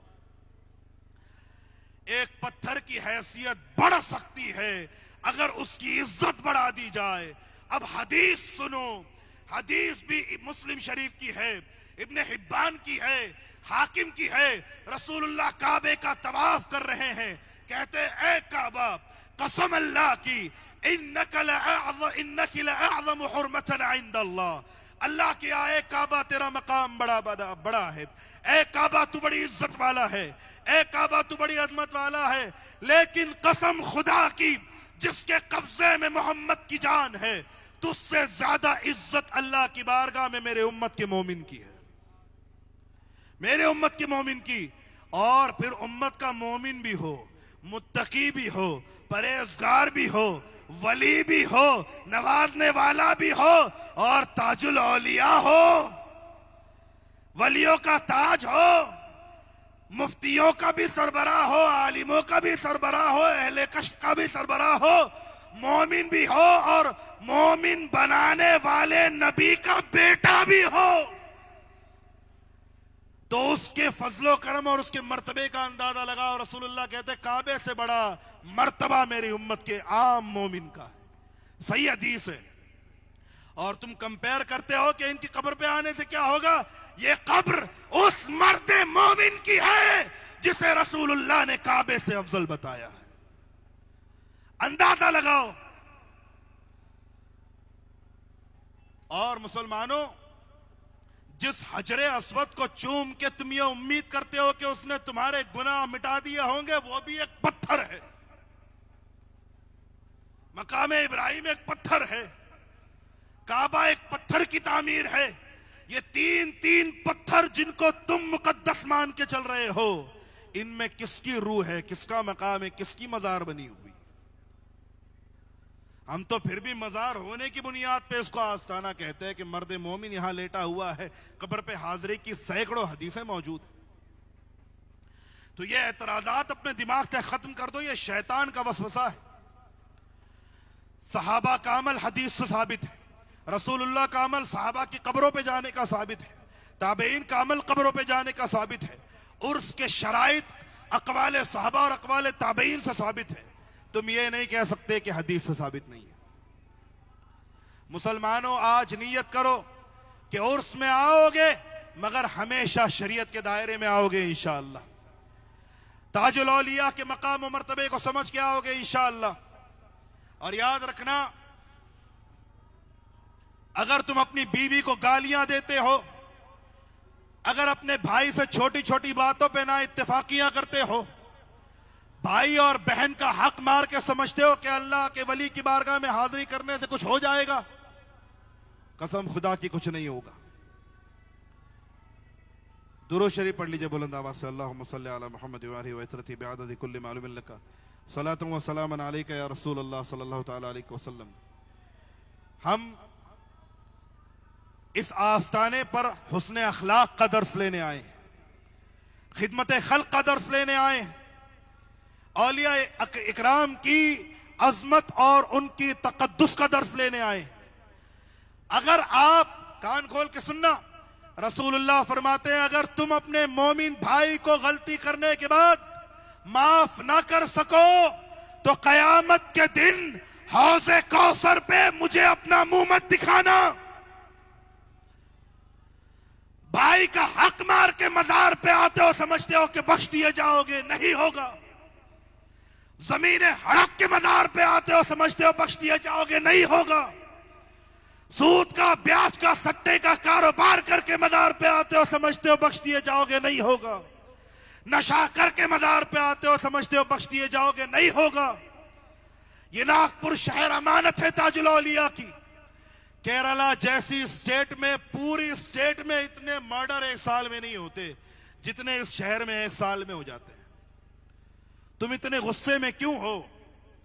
क्योंकि तुम्हारे दिल अल्लाह के जिक्र की ठंडक से महरूम हो चुके हैं। तुम नमाजें पढ़ते हो, उम्रे करते हो, हज करते हो, मगर जिक्र नहीं करते।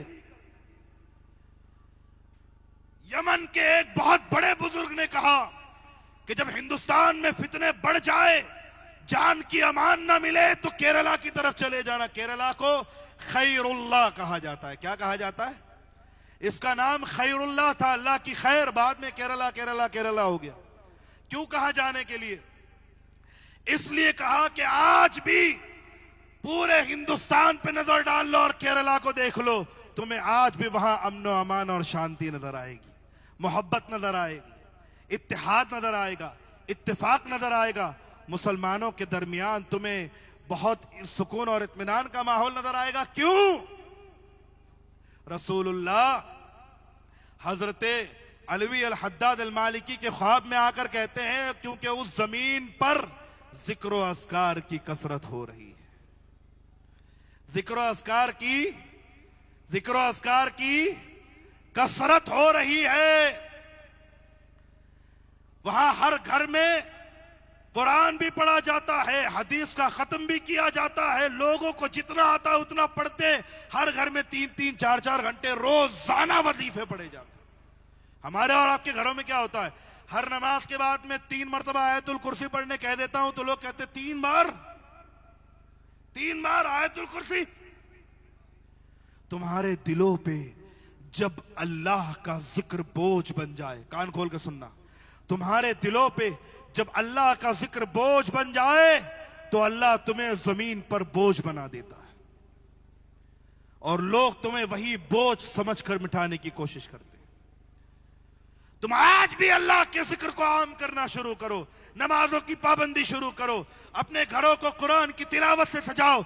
देखो किस तरह दिन बदलते हैं, किस तरह बहारें आती है, किस तरह रौनकें राज करेंगी, किस तरह रहमत का बसेरा तुम्हारे घर में हो जाएगा। करके तो देखो। मुसलमानों, कान खोल के सुनना, मौत की कोई उम्र नहीं होती, मगर हर उम्र की मौत होती है। तुम में से किसी की यह हिम्मत नहीं है कि स्टेज पर आकर कुरान हाथ में रखकर कसम खा ले कि कुरान की कसम मैं 100 साल तक जिंदा रहूंगा, 10 साल तक जिंदा रहूंगा, 1 साल तक जिंदा रहूंगा, 1 महीने तक जिंदा रहूंगा, 1 हफ्ते तक जिंदा रहूंगा। अगर किसी में हिम्मत है, स्टेज पर आए, कुरान हाथ में उठाए और कहकर दिखाए कि 1 दिन तक जिंदा रहूंगा। कोई नहीं कह सकता। इतनी बेभरोसा जिंदगी में तुम गुनाह किस भरोसे पे करते हो? हरामकारियां किस भरोसे पर करते हो? आखिरत की फिक्र तुम्हें क्यों नहीं है? हम में से बहुत सारे लोग ऐसे हैं, या कुछ तो ऐसे होंगे जिनकी मौत कल होनी होगी, परसों होनी होगी, अगले हफ्ते होनी होगी। क्यों ये बात नहीं समझते? जिस वक्त अल्लाह तुम्हें ये बात सुनाता है, उसी वक्त लौटने का वक्त है, उसी वक्त तौबा का वक्त है, उसी वक्त रुजू का वक्त है, उसी वक्त संभलने का वक्त है, उसी वक्त रोने का वक्त है, गिड़गिड़ाने का वक्त है। वापिस आ जाओ, लौट आओ, अल्लाह के कुरान को सीने से लगा लो, अल्लाह के फरमान को सीने से लगा लो, दीन की अजमत को सीने में बिठा लो। मुसलमानों, तुम किसी भी पीर के मुरीद हो, किसी भी आस्थाने से जुड़े हुए हो, याद रखना कुरान ने तुम्हें मुसलमान कहा है। यह फरमान तुम्हें सुनाकर मैं अपनी गुफ्तगू को इख्तिताम की तरफ ले जाऊंगा कि कुरान में अल्लाह फरमाता है, वल मुहसनातु मिनल्लज़ीना ऊतुल किताब, और अपने लड़कों की शादियां पाक दामन ईसाई और यहूदी लड़कियों से कर दो। यह फरमान उस वक्त अल्लाह ने क्यों दिया था पता है आपको? ताकि मदीने में रहने वाले यहूदियों और मुसलमानों के दरमियान भाईचारा बना रहे। उनको ज़कात भी दे दी जाती थी, सदका भी दे दिया जाता था, उनकी मदद भी कर दी जाती थी, बल्कि बाज यहूदियों को मस्जिद में आकर इबादत करने की इजाजत भी उस वक्त दी गई थी, ताकि ये लोग मदीने की सरजमीन पर फितना न करें, मुसलमानों का खून न बहाएं, आपस में मिलकर भाईचारे से रहे। याद रखो, यहूदी होकर अल्लाह ने मुसलमानों के साथ इत्तेहाद का रास्ता पैदा कर दिया। तुम 2 पीरों के मुरीद होकर एक दूसरे को सलाम तक नहीं करते, 2 पीरों के मुरीद होकर एक दूसरे को सीने से लगाने को तुम जुर्म समझते हो। मुसीबत और तब बढ़ जाती है जब घर में माँ किसी की मुरीद हो, बाप किसी का मुरीद हो, बेटा किसी का मुरीद हो, भाई किसी का मुरीद हो। एक ही घर में एक ही कोख से पैदा होने वाले लोग एक दूसरे को अजनबी निगाहों से देखते। अल्लाह यहूदियों के साथ इत्तेहाद के रास्ते खोल सकता है। तुम्हारी अकल क्यों मारी गई है कि तुम जरा सा पीर बट जाए तो अपने घर बांट लेते हो? समझ जाओ मुसलमानों, वल्लाहु सम्माकुमुल मुस्लिमीन। अल्लाह ने तुम्हें मुसलमान कहा है, अल्लाह ने तुम्हें मुसलमान कहा है। ऐ मुसलमानों, अपनी बेटी से पूछो, मेरी बच्ची कलेजे पे हाथ रख के बताओ, जब मैं तुझसे ये कहता हूं कि कुरैशी की शादी कुरैशी के अलावा किसी से नहीं हो सकती, अलवी की शादी अलवी के अलावा किसी से नहीं हो सकती, मंसूरी की शादी मंसूरी के अलावा कहीं नहीं हो सकती, मेमन की शादी मेमन के अलावा किसी से नहीं हो सकती, पठान की शादी पठान के अलावा किसी से नहीं हो सकती। मेरे बेटे, तेरे दिल में क्या ख्याल आता है? तो वो बेटी कहेगी, ठीक है, अगर तुम मेरी शादी ऐसे लड़के से नहीं होने दोगे जो मेरे लायक है, तो मैं बिरादरी का दरवाजा नहीं तोड़ूंगी, सीधे इस्लाम का दरवाजा तोड़ के भाग जाऊंगी। कभी मैं गणेश के साथ जाऊंगी, कभी रमेश के साथ जाऊंगा, कभी किसी के साथ चली जाऊंगी। तुमने उसे समझाया, तुमने कि तू कुरैशी है, तू मंसूरी है, तू अलवी है, तू मेमन है, तू गुजराती है, तू मारवाड़ी है, तेरी एक बिरादरी है, उससे बाहर तेरी शादी नहीं होगी। तो मातम है ऐसी अकल पे जिसने इस्लाम के उस उसूल को तोड़ने की कोशिश की जो उसूल रसूलुल्लाह ने मदीने में कायम किया था। हजरत बिलाल ना अरबी थे, ना मक्की थे, ना मदनी थे, ना हिजाजी थे, ना यमनी थे, ना हिमयरी थे, ना दिमिश्की थे, ना शामी थे, हबशा से आए थे। रंग भी अलग, जबान भी अलग, जात भी अलग, गुलाम थे, गुलाम।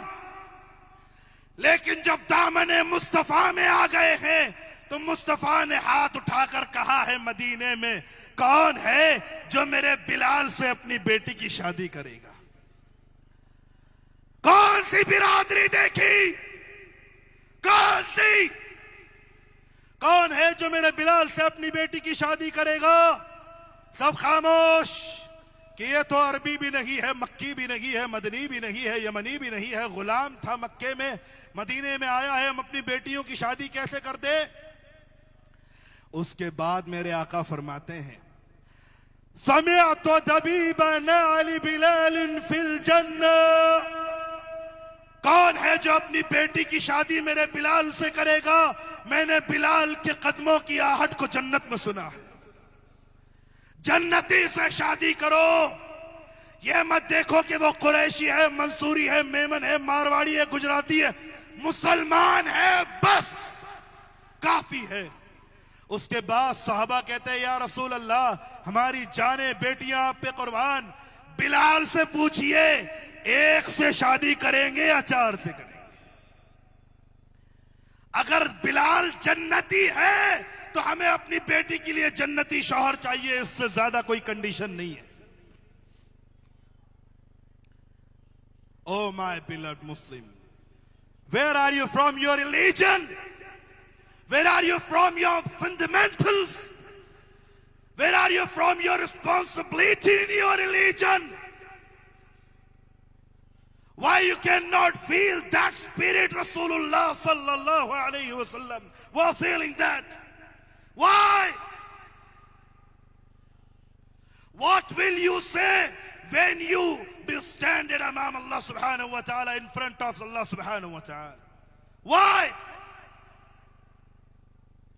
क्या कहोगे अल्लाह के सामने कि मैंने बेटी को मंसूरी और या मेमनी और मारवाड़ी, खानी, मिर्जाई फिरकों में, बल्कि इन तंग ज़हनियों में मुब्तला करके उसे बिरादरीवाद में इतना जकड़ दिया था कि मेरी बेटी इस्लाम छोड़ने पे मजबूर हो गई थी।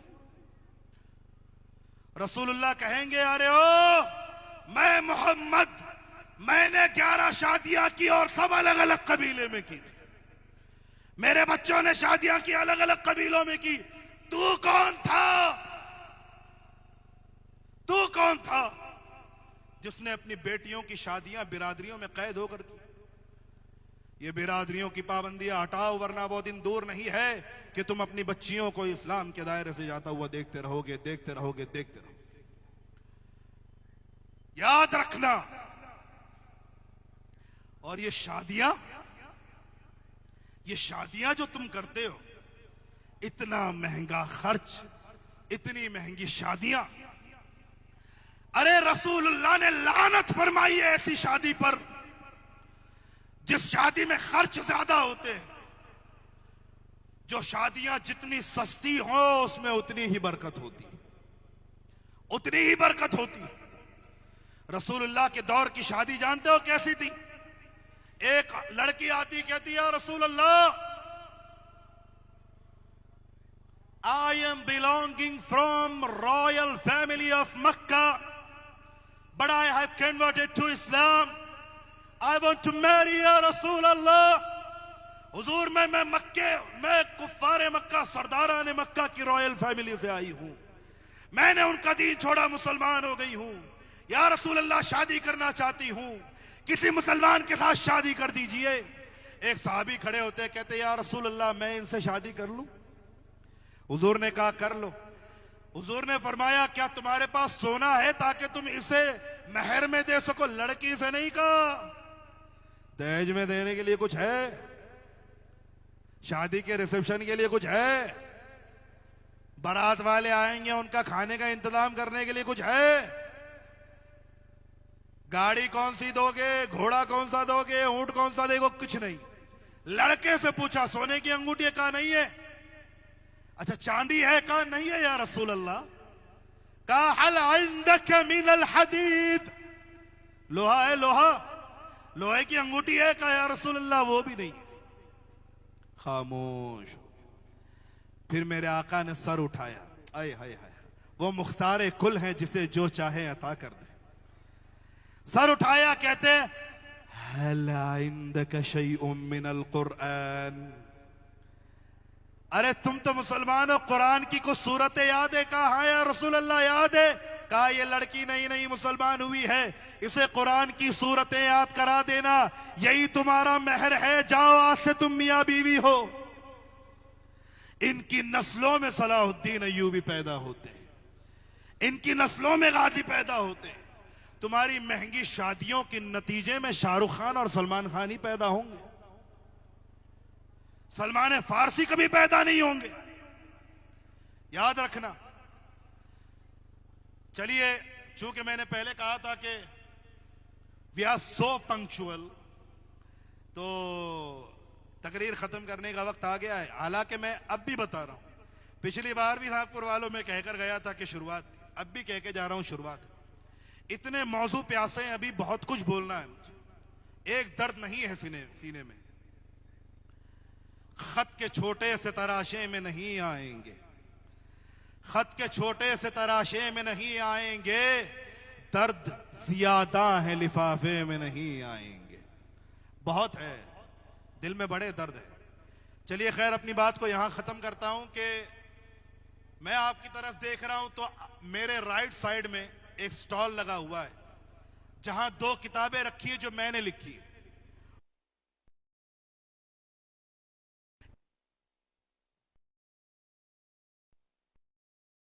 आपसे बात करने लगे तो इस किताब को लेकर जाना। दूसरी किताब है Nau Maulood, it's so rare book in market.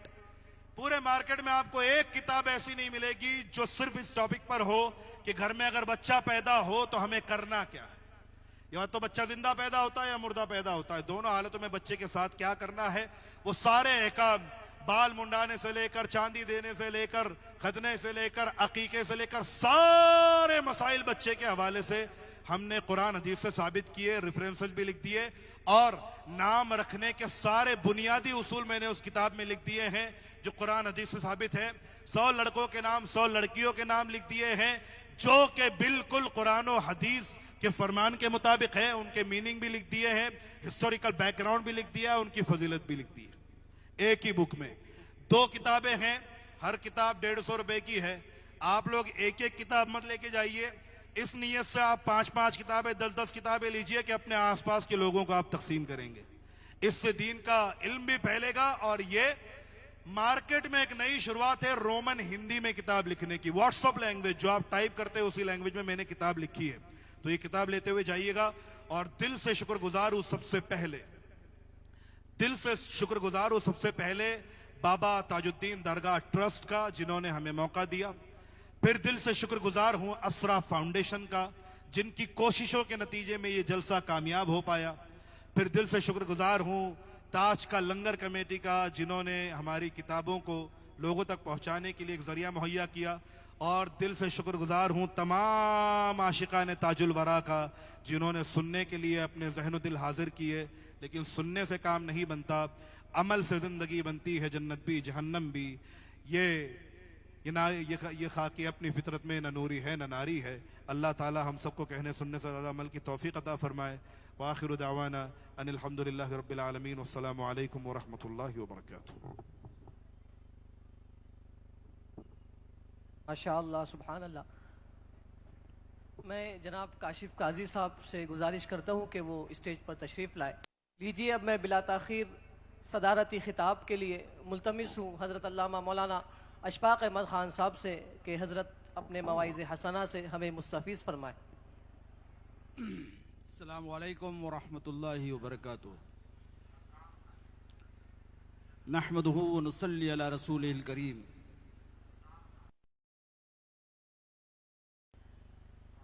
बिस्मिल्लाह।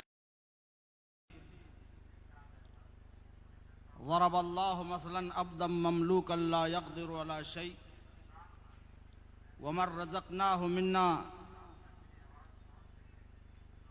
रिज़क़न हसनन फ़हुव युनफ़िक़ु मिन्हु सिर्रन व जहरा। आमन्तु बिल्लाहि सदक़ल्लाहुल अज़ीम। अल्हम्दुलिल्लाह, इस वक्त हम सब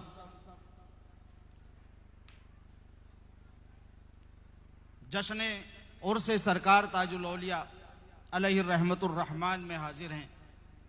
अल्लाह करें कि बारगाह शहंशाह हफ्ते अक़लीम में हमारी ये चंद सातें कबूलियत का दर्जा हासिल करें और हज़रत शहंशाह हफ्ते अक़लीम अलैहि रहमतुर रहमान के फ़यूज़ व बरक़ात लेकर हम यहाँ से उठें। अज़ीज़ान मोहतशम, अहले सुन्नत जो एरासे बुजुर्गान दीन रिदवानुल्लाहि ताला अलैहिम अजमईन की महफिलें मुनाकिद करते हैं, जश्न मनाते हैं, मनाना भी चाहिए। लेकिन हम ये भूल जाते हैं, हम बुजुर्गान दीन के जश्न मनाने में इतने मशगूल और मसरूफ और माव हो गए हैं कि इस जश्न के मनाते मनाते हम बुजुर्गों के मिशन को भूल गए। जरूरत इस बात की है कि जहां हम बुजुर्गों के जश्न मनाते हैं वहां बुजुर्गों का मिशन भी याद रखें। सरकार ये तमाम बुजुर्गान दीन औलिया कामिलीन रिदवानुल्लाहि ताला अलैहिम अजमईन रसूलुल्लाह के मिशन को आगे बढ़ाने के लिए आए, ये कुरान के मिशन को बढ़ाने के लिए आए। लेकिन हम जश्न में खोकर बुजुर्गों के मिशन को खो बैठे। सरकार ताजुल औलिया की सीरत मुबारका को हम जब देखते हैं तो नागपुर वाले बखूबी इस बात से वाकिफ हैं। बहुत मुख्तसरन मैं ये अर्ज कर रहा हूं, अगर सरकार ताजुल औलिया के उस छोड़े हुए मिशन पर हमने गौर किया होता तो आज शहर और मुल्क के हालात दूसरे होते। आप जानते हैं वाकी शरीफ में सरकार ताजुल औलिया ने हमारे लिए एक मिशन छोड़ा था। बाजान किसी जगह पर बैठ जाते हैं और फिर फरमाते हैं, हो जी बाबू ये हमारा दवाखाना है, लोगों ने उस दवाखानों से मिट्टी ले जाकर अपने अमराज को ठीक तो किया और समझा कि बस बाजान के बोल की अहमियत इतनी ही है कि यहां से मिट्टी ले जाओ और शिफा पाओ। ना वो बाजान का एक मिशन था जो कौम को दिया था। फिर सरकार ताजुल औलिया बास थोड़ी थोड़ी दूर पर वो सारे मकामात, हौजी बाबू ये हमारा मदरसा है, हौजी बाबू ये हमारी कचहरी है, हौजी बाबू ये हमारा हाई कोर्ट है, ये हमारा सुप्रीम कोर्ट। सरकार ताजुल औलिया ने 100 साल बाद आने वाले उम्मत का जो मदावा किया था इन बातों में, लेकिन हमने वहां पर अर्जियां लगाई। ये एक मिशन था सरकार ताजुल औलिया जिस पर हमने काम नहीं किया। वो दवाखानों को की बात कभी शर्मिंदा ताबीर ना हो सकी। हमने लंगर खाए, हमने जश्न मनाए, हम बाजान के उर्स में आके नाचे और थिरके और हमने ठुमके लगाए, मगर सरकार ताजुल औलिया के उस मिशन को याद नहीं रखता। आज जिन जिन बातों की सरकार ताजुल औलिया ने अपने हयात में निशानदेही की थी, ठीक उन्हीं बातों को लेकर कौम मुस्लिम को आज मिस्मार किया जा रहा है। उन्हीं बातों को लेकर अगर वो कोर्ट कचहरी की बातें, सरकार ताजुल औलिया ने आज मुसलमानों के मामलात को गलत फैसलों के जरिए किस तरह मिस्मार किया जा रहा है और किस तरह रौंदा जा रहा है, ये हमारे और आपके निगाहों के सामने। अल्लाह करे कि हम बुजुर्गों के जश्न के साथ बुजुर्गों का मिशन भी याद रखें और ये सारी खूबियां और ये सारे औसाफ और ये सारे बरकत जो बुजुर्गान दीन रिदवानुल्लाह ताला अलैहिम अजमईन को जो हासिल होते हैं, वो दीन की वजह से ही हासिल होते हैं, दीन पर इस्तिकामत होने की वजह से हासिल होते हैं। और ये रसूलुल्लाह सल्लल्लाहु अलैहि वसल्लम की दुआ है उनके साथ, जो रसूलुल्लाह सल्लल्लाहु अलैहि वसल्लम ने फरमाई थी, नज़्ज़रल्लाहु अब्दन समिअ मक़ालती फहफ़िज़हा व वआहा व अद्दाहा। जिसने मेरी बात सुनी, उसको याद किया, उसकी हिफाजत की और दूसरों तक पहुंचा दिया।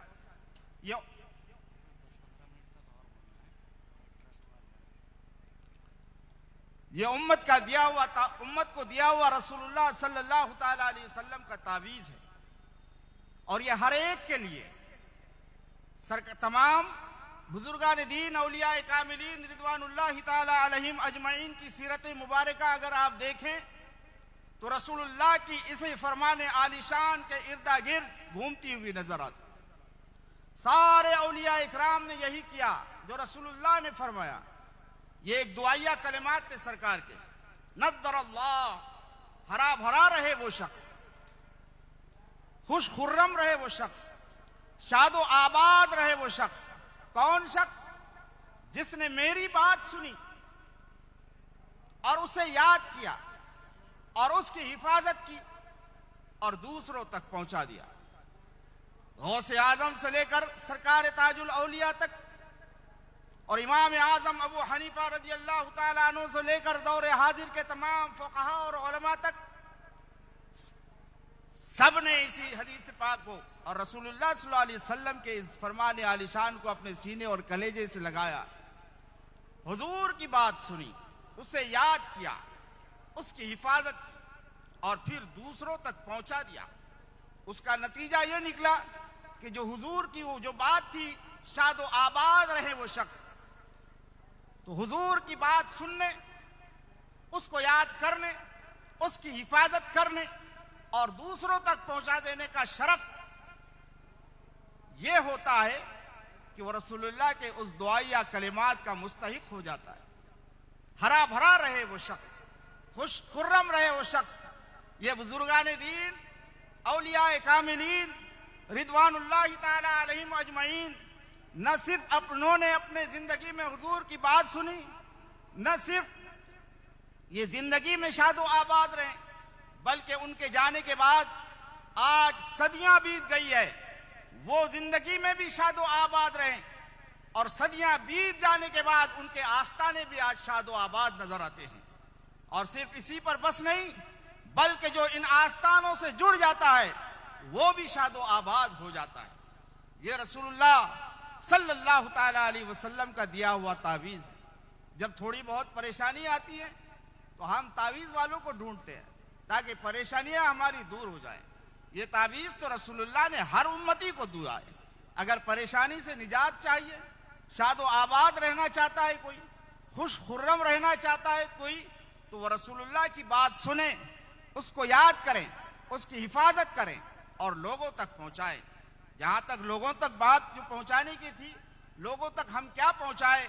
हमने तो दीन अपने घर में, हम अपने बच्चों को भी दीन नहीं दे पाए, जिसका नतीजा ये है कि आज दहरियत हमारे घरों में फन फैलाए खड़ी हुई है।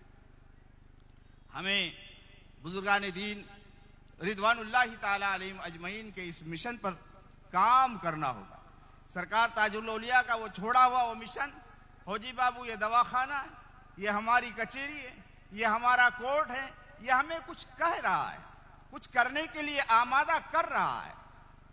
जिन बातों से आज मुसलमानों को ज़बोहारी के दहलीज पर खड़ा किया जा रहा है, ये वो ठिकाने थे जिसकी निशानदेही सरकार ताजुल औलिया रज़ी अल्लाह ताला अन्हु ने 100 साल पहले की थी। लेकिन 100 साल में सिर्फ हम सरकार ताजुल औलिया पर नाचे तो सही, कूदे तो सही, थिरके तो सही, ठुमके तो लगाए सही, मगर हमने सरकार ताजुल औलिया अलैहि रहमतुर रहमान के मिशन को अभी तक शर्मिंदा ताबीर न कर सके। हम अगयार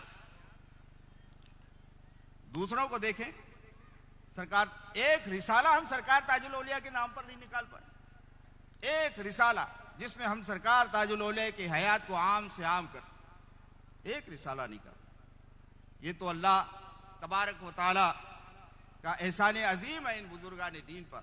वो जिस तरह चाहता है इनके आस्थानों से हिदायत का वो काम ले लेता है।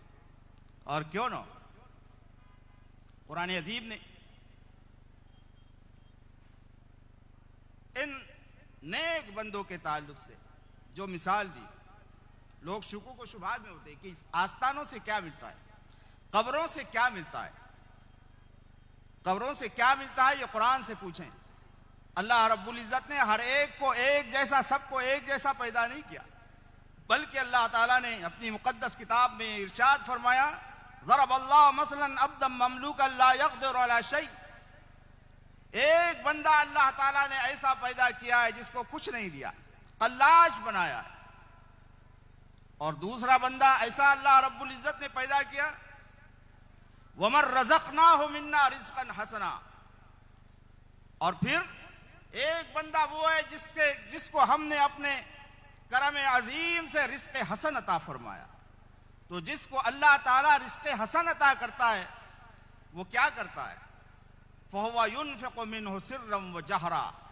जिसको हम अपने बारगाह करम से रिज़्क़ हसन अता करते हैं तो वो अल्लाह के दिए हुए रिज़्क़ हसन को छुप छुप कर भी लोगों में तकसीम करता है और फिर एलानिया तौर पर भी लोगों में बांटता है। जब हम सरकार ताजुल औलिया अलैहि रहमतुर रहमान की सीरत मुबारका देखते हैं तो हमें ऐसा लगता है कि ये आयत तो अल्लाह ताला ने खास ताजुल औलिया ही के लिए नाजिल फरमाई है। जब उनके आस्थानों की अता ना मांगने वालों की जबानें थकती हैं, न देने वालों के हाथ थकते हैं। सुभान अल्लाह, हम जिस अल्लाह वाले के आस्थाने पर चले जाएं, हमें उनके अल्लाह वाले अल्लाह का दिया हुआ ये आतिया लुटाते हुए नजर आते हैं खल्क़े खुदा के ऊपर। और फिर कुरान अजीम में दूसरी जगह इरशाद फरमाया, इन्नल्लज़ीना आमनू व हाजरू फी सबीलिल्लाह सुम्मा क़ुतिलू औ मातू लयरज़ुक़न्नहुमुल्लाहु रिज़्क़न हसना। लोग कहते हैं कि मरने के बाद सारा मामला खत्म हो जाता है। जी नहीं, कुरान अजीम ने कहा वो लोग जो ईमान लाए और अमल सालेह किया, फिर सुम्मा क़ुतिलू औ मातू, फिर या तो वो कत्ल कर दिए गए या फिर वो अपनी मौत इंतकाल कर गए, तो अल्लाह तबारक व तआला उन्हें भी रिज़्क़ हसन अता करता है मरने के बाद, कत्ल करने के बाद। बताइए, जो रिज़्क़ का ताल्लुक है जिंदगी से होता है, लेकिन अल्लाह फरमाता है इन्हें रिस्क जो ईमान लाते हैं और हिजरत करते हैं अल्लाह की राह में। हिजरत ये सिर्फ ये नहीं है कि एक शहर से दूसरे शहर चले जाए। हिजरत सिर्फ ये नहीं कि सिर्फ एक मुल्क से दूसरे मुल्क चला जाया जाए।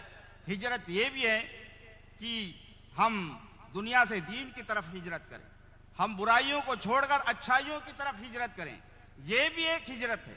तो कुरान अजीम ने कहा इन्नल लजीना आमनू व हाजरू फी सबीलिल्लाह, जो ईमान लाए और अल्लाह के रास्ते की तरफ हिजरत की, सुम्मा क़ुतिलू, फिर कत्ल कर दिए गए, औ मातू, या मर गए वो अपनी मौत, तो ला यरज़ुक़न्नहुमुल्लाहु रिज़्क़न हसना, तो फिर अल्लाह तबारक व तआला इन्हें रिज़्क़ हसन अता फरमाता है। मरने के बाद कब्रें खाली नहीं होती, बल्कि मरने के बाद और कत्ल कर दिए जाने के बाद भी अल्लाह ताला इन्हें रिज़्क़ हसन अता फरमाता है। और फिर जिसे रिज़्क़ हसन अल्लाह ताला अता करता है, वो रिज़्क़ हसन हासिल करने वाला बंदा अपनी बारगाह से अल्लाह की मखलूक की हाजतों को बयान पूरा करता रहता। हर आस्ताने की ये खूबी है कि आस्ताने वाले बुजुर्गान दीन, औलियाए कामिलीन रिदवानुल्लाहि ताला अलैहिम अजमईन, यहाँ से हर एक अपनी अपनी ख्वाहिश और अपनी उम्मीदें अल्लाह वालों की बारगाह से पूरी करता है। हमें ज़रूरत इस बात की है कि हम भी हिजरत करें बुराइयों से नेकियों की तरफ, बुराइयों से नेकियों की तरफ। याद रखिए दुनिया जा रही है और आखिरत आ रही है। दुनिया वो है जो जाकर कभी नहीं आएगी और आखिरत वो है जो आकर कभी नहीं जाएगी। इसलिए बुजुर्गान दीन, औलियाए कामिलीन रिदवानुल्लाहि ताला अलैहिम अजमईन ने जो मिशन रसूलुल्लाह सल्लल्लाहु ताला अलैहि वसल्लम का दिया है हम उस पर काम करें। हम अल्लाह रसूल की बात को सीखें, हम अल्लाह रसूल की बात को समझें, हम अल्लाह रसूल की बात को याद करें, हम अल्लाह रसूल की बात को अपनी औलाद को बताएं, ताकि वो ये सरमाया जो बुजुर्गों का दिया हुआ है ये यूं ही चलता रहे। और जिस तरह अल्लाह के रसूल अलैहिस्सलातु वस्सलाम की उस दुआ के तवस्सुल से उनकी जिंदगियां और उनके आस्ताने शाद व आबाद रहें, हमारी जिंदगी में भी शादाबी और आबादी आ जाए और मरने के बाद हम भी जो है अल्लाह के रसूल सल्लल्लाहु ताला अलैहि वसल्लम के उस दुआ या कलिमात के मुस्तहिक हो सके। अल्लाह रब्बुल इज़्ज़त सरकार ताजुल औलिया के फयूज़ व बरक़ात से हम सबको मुस्तफ़ीज़ फरमाए और उनकी तवज्जो को हमारे ऊपर मफजूल फरमाए और उनके सदक़े में अल्लाह ताला भी हम पर अपनी नज़र रहमत फरमाए। वाखिर दावाना अनिल हम्दुलिल्लाहि रब्बिल आलमीन।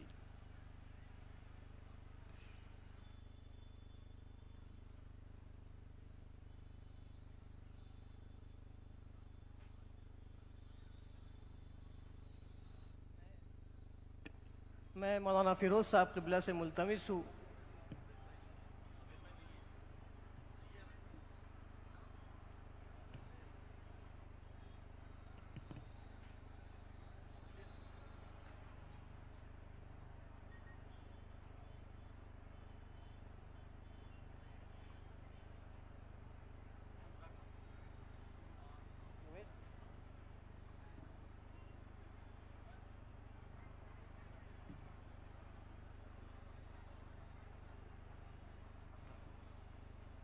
मैं हज़रत मौलाना अशफाक साहब से मुल्तमिस हूँ कि असरा के मुतालिक अपने तासुरात पेश करें।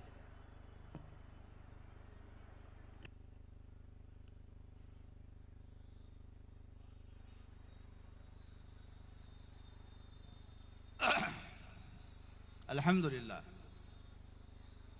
असरा फाउंडेशन अब कोई ऐसी तहरीक और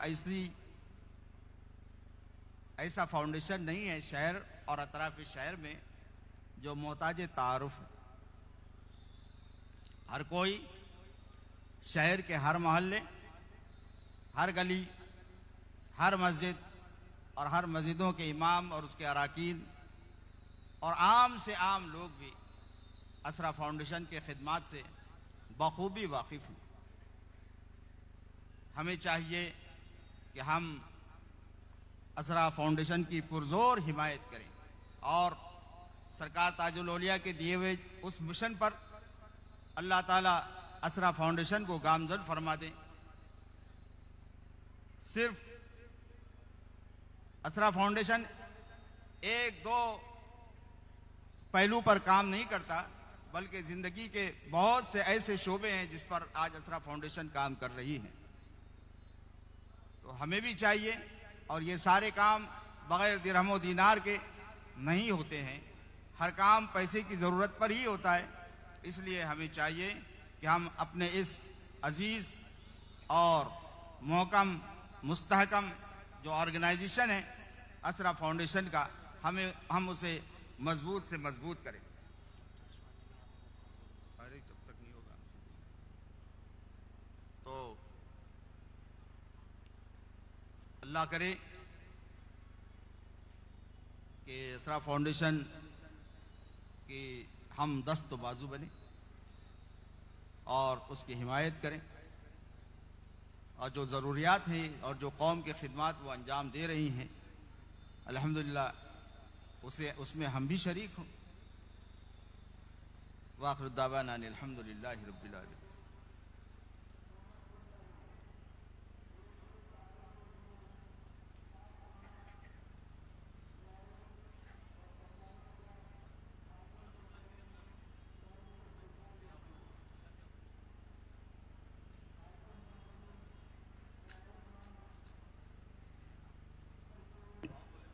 सलातो सलाम के लिए खड़े हो जाए।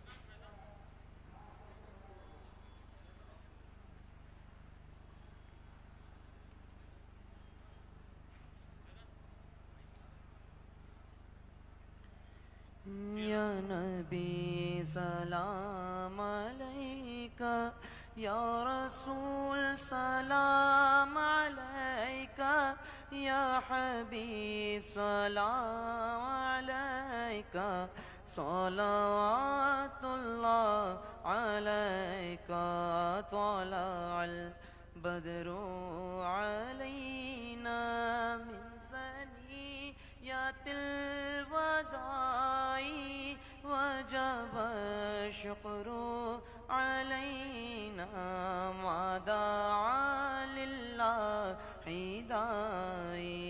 या नबी या रसूल सलाम अलैका, या हबीब सलाम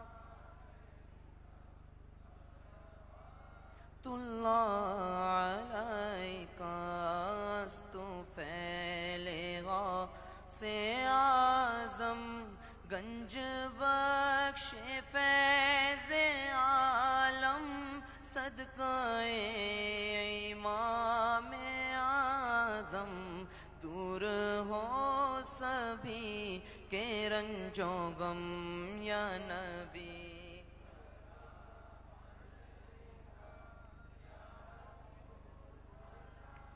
अलैका, या हबीब सलाम अलैका, सलावत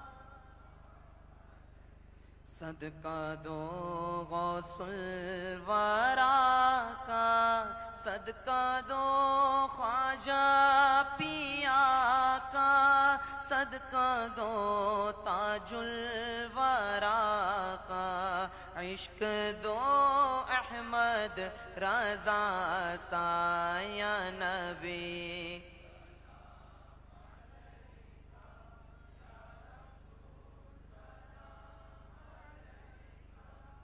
या हबीब सलाम अलैका, सलावतुल्लाह अलैका, मुस्तफ़ा खैरुल वरा हो, सरवरे हर दो सरा हो, क्यों रज़ा मुश्किल से डरिए, जब नबी मुश्किल कुशा हो। या नबी या रसूल सलाम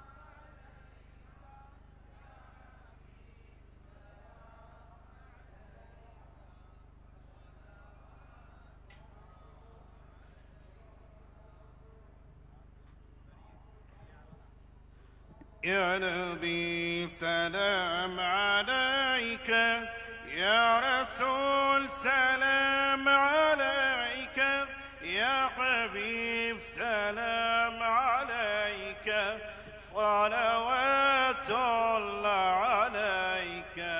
يا نبي سلام عليك، يا رسول سلام عليك، يا حبيب سلام عليك، صلوات الله عليك.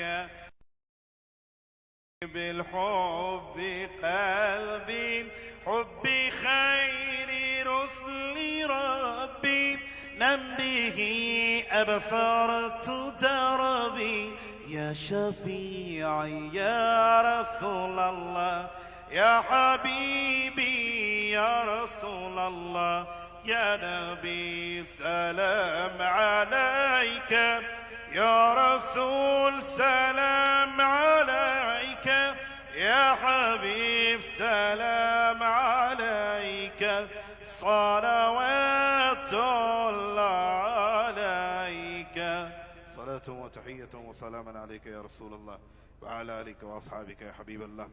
في حالة البعد روحي كنت أرسلها، تقبل الأرض عني وهي نائبتي، فهذه نوبة الأشباح قد حضرت، فامدد يمينك كي تحظى بها شفتي. ربنا تقبل منا إنك أنت السميع العليم، وتب علينا إنك أنت التواب الرحيم.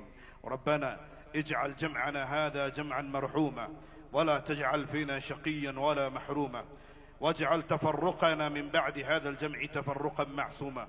ربنا إنا نعوذ بك من علم لا ينفع، ومن قلب لا يخشع، ومن عين لا تدمع، ومن نفس لا تشبع، ومن دعاء لا يسمع، ومن دعوة لا يستجاب لها.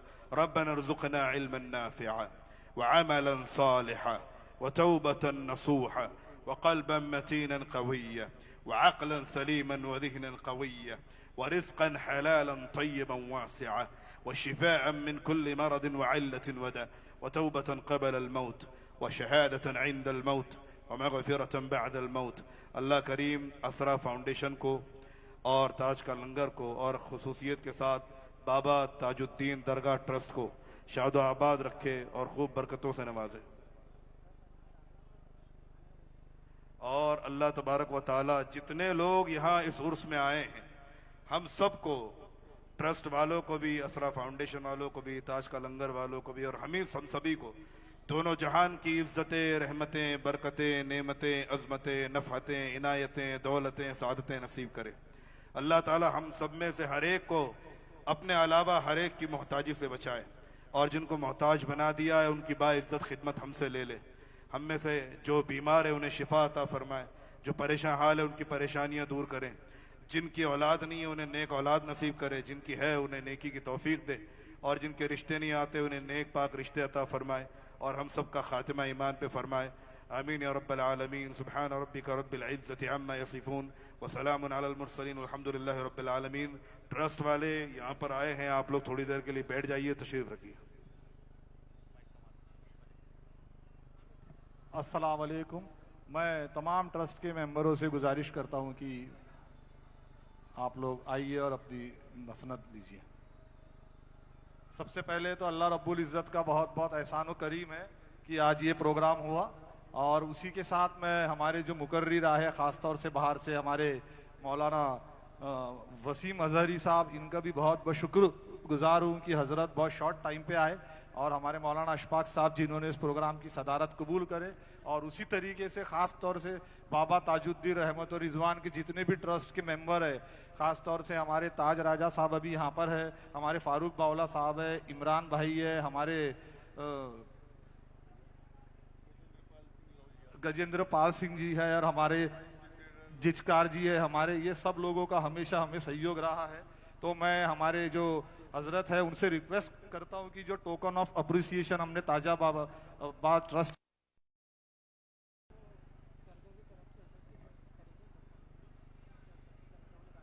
अच्छा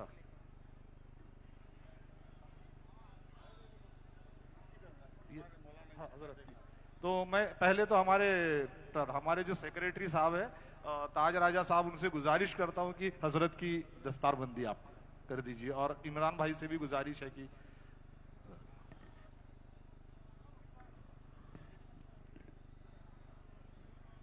अभी दस्तारबंदी का सिलसिला जारी है और वसीम अज़हरी साहब किबला अभी खिताब फरमा रहे थे। अभी सलातो सलाम के बाद में हज़रत बाबा ताजुद्दीन ट्रस्ट की जानिब से उनका इस्तकबाल किया जाएगा। इसके बाद में इस मंच के ऊपर में माइनस शख्सियत अनीस रईस साबरी वो भी हाजिरी देंगे। सलमान अली सूफी सिंगर वो भी अभी कुछ ही देर के बाद में यहाँ पर इस मंच के ऊपर में आने वाले हैं। लिहाजा आप लोगों से दरखास्त की जाती है कि जल्द से जल्द इस जलसे गाह को शुरू करने की कृपा करें। मैं इमरान भाई ताज राजा भाई से गुजारिश करता हूं कि हजरत की दस्तारबंदी करें।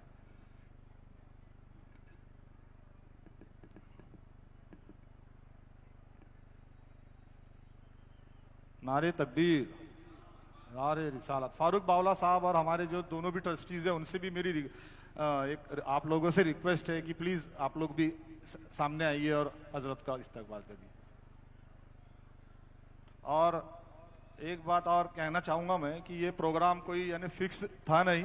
एक 3 दिन पहले जो हमारे चेयरमैन साहब है उनसे मेरी मुलाकात हुई, उनसे मैंने रिक्वेस्ट करा, तो मैं ख़ास तौर से जो एक स्पेशल थैंक्स उनको भी करना चाहूँगा कि ये प्रोग्राम उन्हीं के वजह से ये प्रोग्राम हुआ है। वो अभी आ नहीं सके, पता शायद गालिबन रास्ते में है, लेकिन ये आने का जो अभी आगे का प्रोग्राम है उसके लिए मैं ख़त्म कर रहे हैं। उसी तरीके से हमारे मौलाना अशफाक साहब जो इस प्रोग्राम के हमारे सदर थे उनका भी इस्तकबाल कर दीजिए।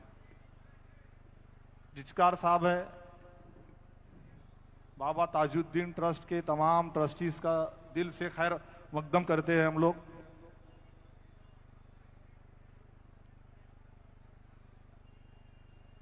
गजेंद्र लोहिया जी हमारे जो अध्यक्ष प्रोग्राम के थे, सदारत कर रहे थे। मौलाना अशफाक साहब दारुल कीरत जामे जाफर नगर के जो अल रज़ा दारुल कीरत चलता है उसके हैं, और मैं उनका भी बहुत बहुत शुक्रगुजार करता हूँ। ख़ास तौर से जो यहाँ ऑडियंस आई है ख़ास तौर से उनका भी।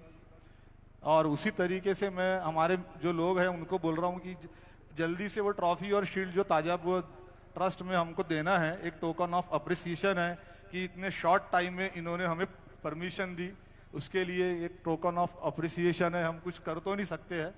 ये मैं हमारे जो सेक्रेटरी साहब है ताज राजा साहब, हमारे इमरान भाई, फारूक बावला साहब, ये भी हमारे हमेशा असरा के साथ में हाथ से हाथ इनका हमेशा रहा है। लोहिया जी, चिचकार जी, ये मैं वसीम अज़हरी साहब से रिक्वेस्ट कर रहा कि और हमारी कि आप टोकन ऑफ अप्रिसिएशन दीजिए। हमारे तमाम लोगों का बहुत बहुत शुक्रिया जो भी ऑर्गेनाइजेशन यहाँ पे आई है। और फिर से एक बार ताजा बाबा ताजुद्दीन रहमतुल्लाह ताला ट्रस्ट के तमाम ट्रस्टीज़ का बहुत बहुत शुक्रिया, खैर मकदम कि आपने शॉर्ट नोटिस पे हमें ये प्रोग्राम करने दिया। उसी तरीके से चेयरमैन प्यारे साहब का मैं एक बार और फिर से शुक्रगुजार हूँ मैं। जज़ाकल्लाह खैर। अस्सलाम वालेकुम।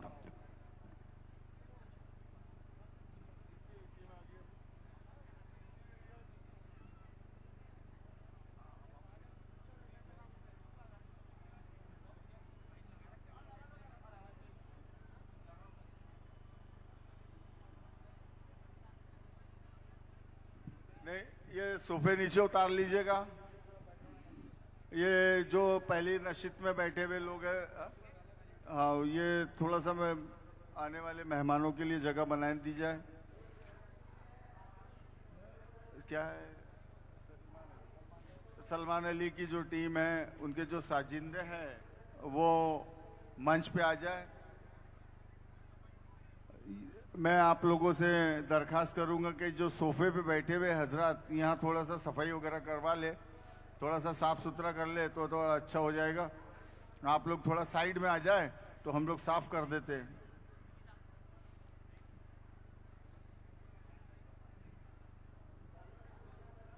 मैं हमारे वॉलेंटियर से दरखास्त करूंगा और डेकोरेशन वाले से कि सोफे नीचे लेके जाएं, सामने के सोफे उठाएं ताकि कैसे साजिंदे जो है वो बैठने में उनकी आसानी हो जाए। आप लोग जरा मेहरबानी करके ये सोफे उठाने के लिए अपने वॉलेंटियर्स हजरात और या फिर अपने कर्मचारी वगैरह थोड़ा सा देखिए और सामने की नशिस्तें जो है वो खाली करें ताकि कैसे आने वाले मेहमान जो हमारे गेस्ट आ रहे हैं अपने यहाँ के, उन लोगों को नशिस्तों पे जगह मिल जाए।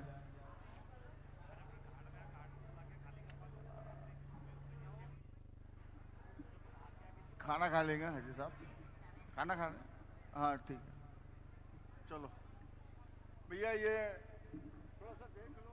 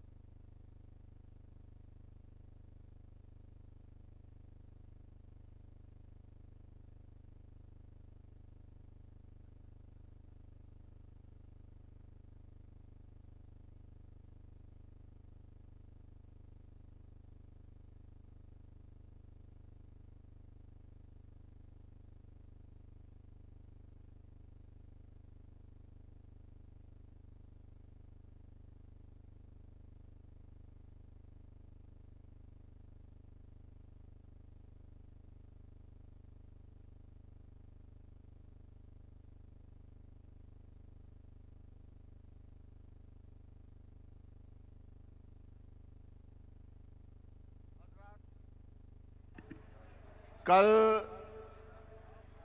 सैयद सलमान अजहरी साहब खिताब फरमाएंगे इसी मंच से, और परसों के दिन इंडिया मुशायरा होने जा रहा है यहाँ पर 17 तारीख को, जिसमें के भी शरीक रहेंगे।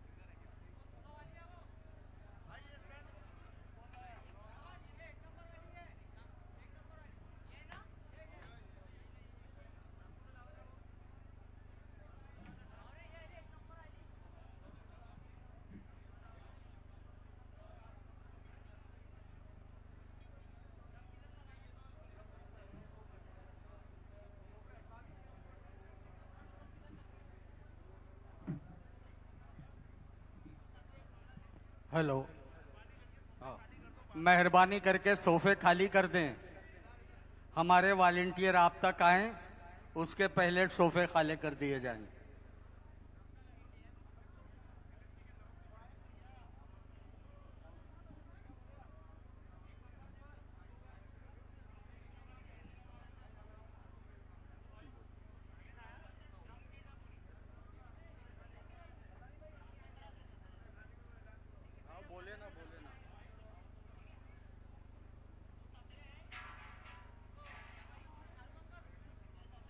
सोफे पर जो हजरात बैठे हैं उनसे मुद्दबाना इल्तिमास है कि आप तक वॉलंटियर आएं, उसके पहले आप हजरात ये नशिस्तों को खाली कर दें।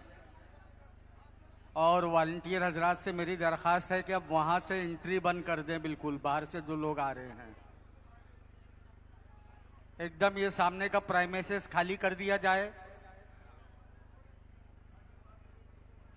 हमारे वसीम भाई, सरफराज लीडर, मंसूर भाई वगैरह हैं यहाँ पर, वो इंतजामात को देख रहे हैं। हाजी इमरान साहब हैं,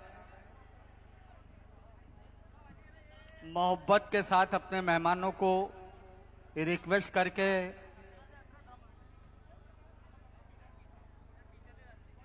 और स्टेज पर भी ये सामने जहां साजिंदे बैठेंगे सोफा और स्टूल रखा हुआ है, इसको भी यहां से हटा दिया जाए।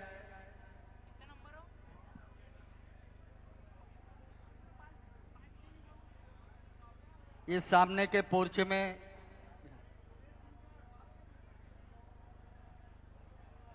हमारे ट्रस्ट के सेक्रेटरी ताज अहमद राजा साहब, जनाब हाजी इमरान साहब जिम्मेदारियों में लगे हुए हैं। और ये इनकी विशेषता होती है कि चाहे कोई भी प्रोग्राम हो उसका नज़्म ज़ब्त कैसा बनाना, इस बात का पूरा ख्याल रखते हैं। वक्त से पहले यहाँ आकर के स्टेज की तैयारी करते हैं।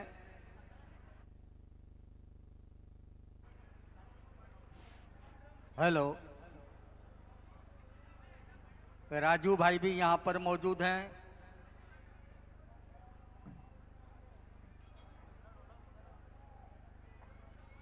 और ये जो पुलिस मदद केंद्र के पास से आने का अंदर का रास्ता है, इसको भी पूरा साफ रखा जाए ताकि जब हमारे फनकार आए तो उनको किसी भी किस्म की कोई तकलीफ ना हो। रास्ते की जो गैलरी है मदद केंद्र से लेकर स्टेज तक आने के लिए, उसको भी एकदम साफ रखा जाए।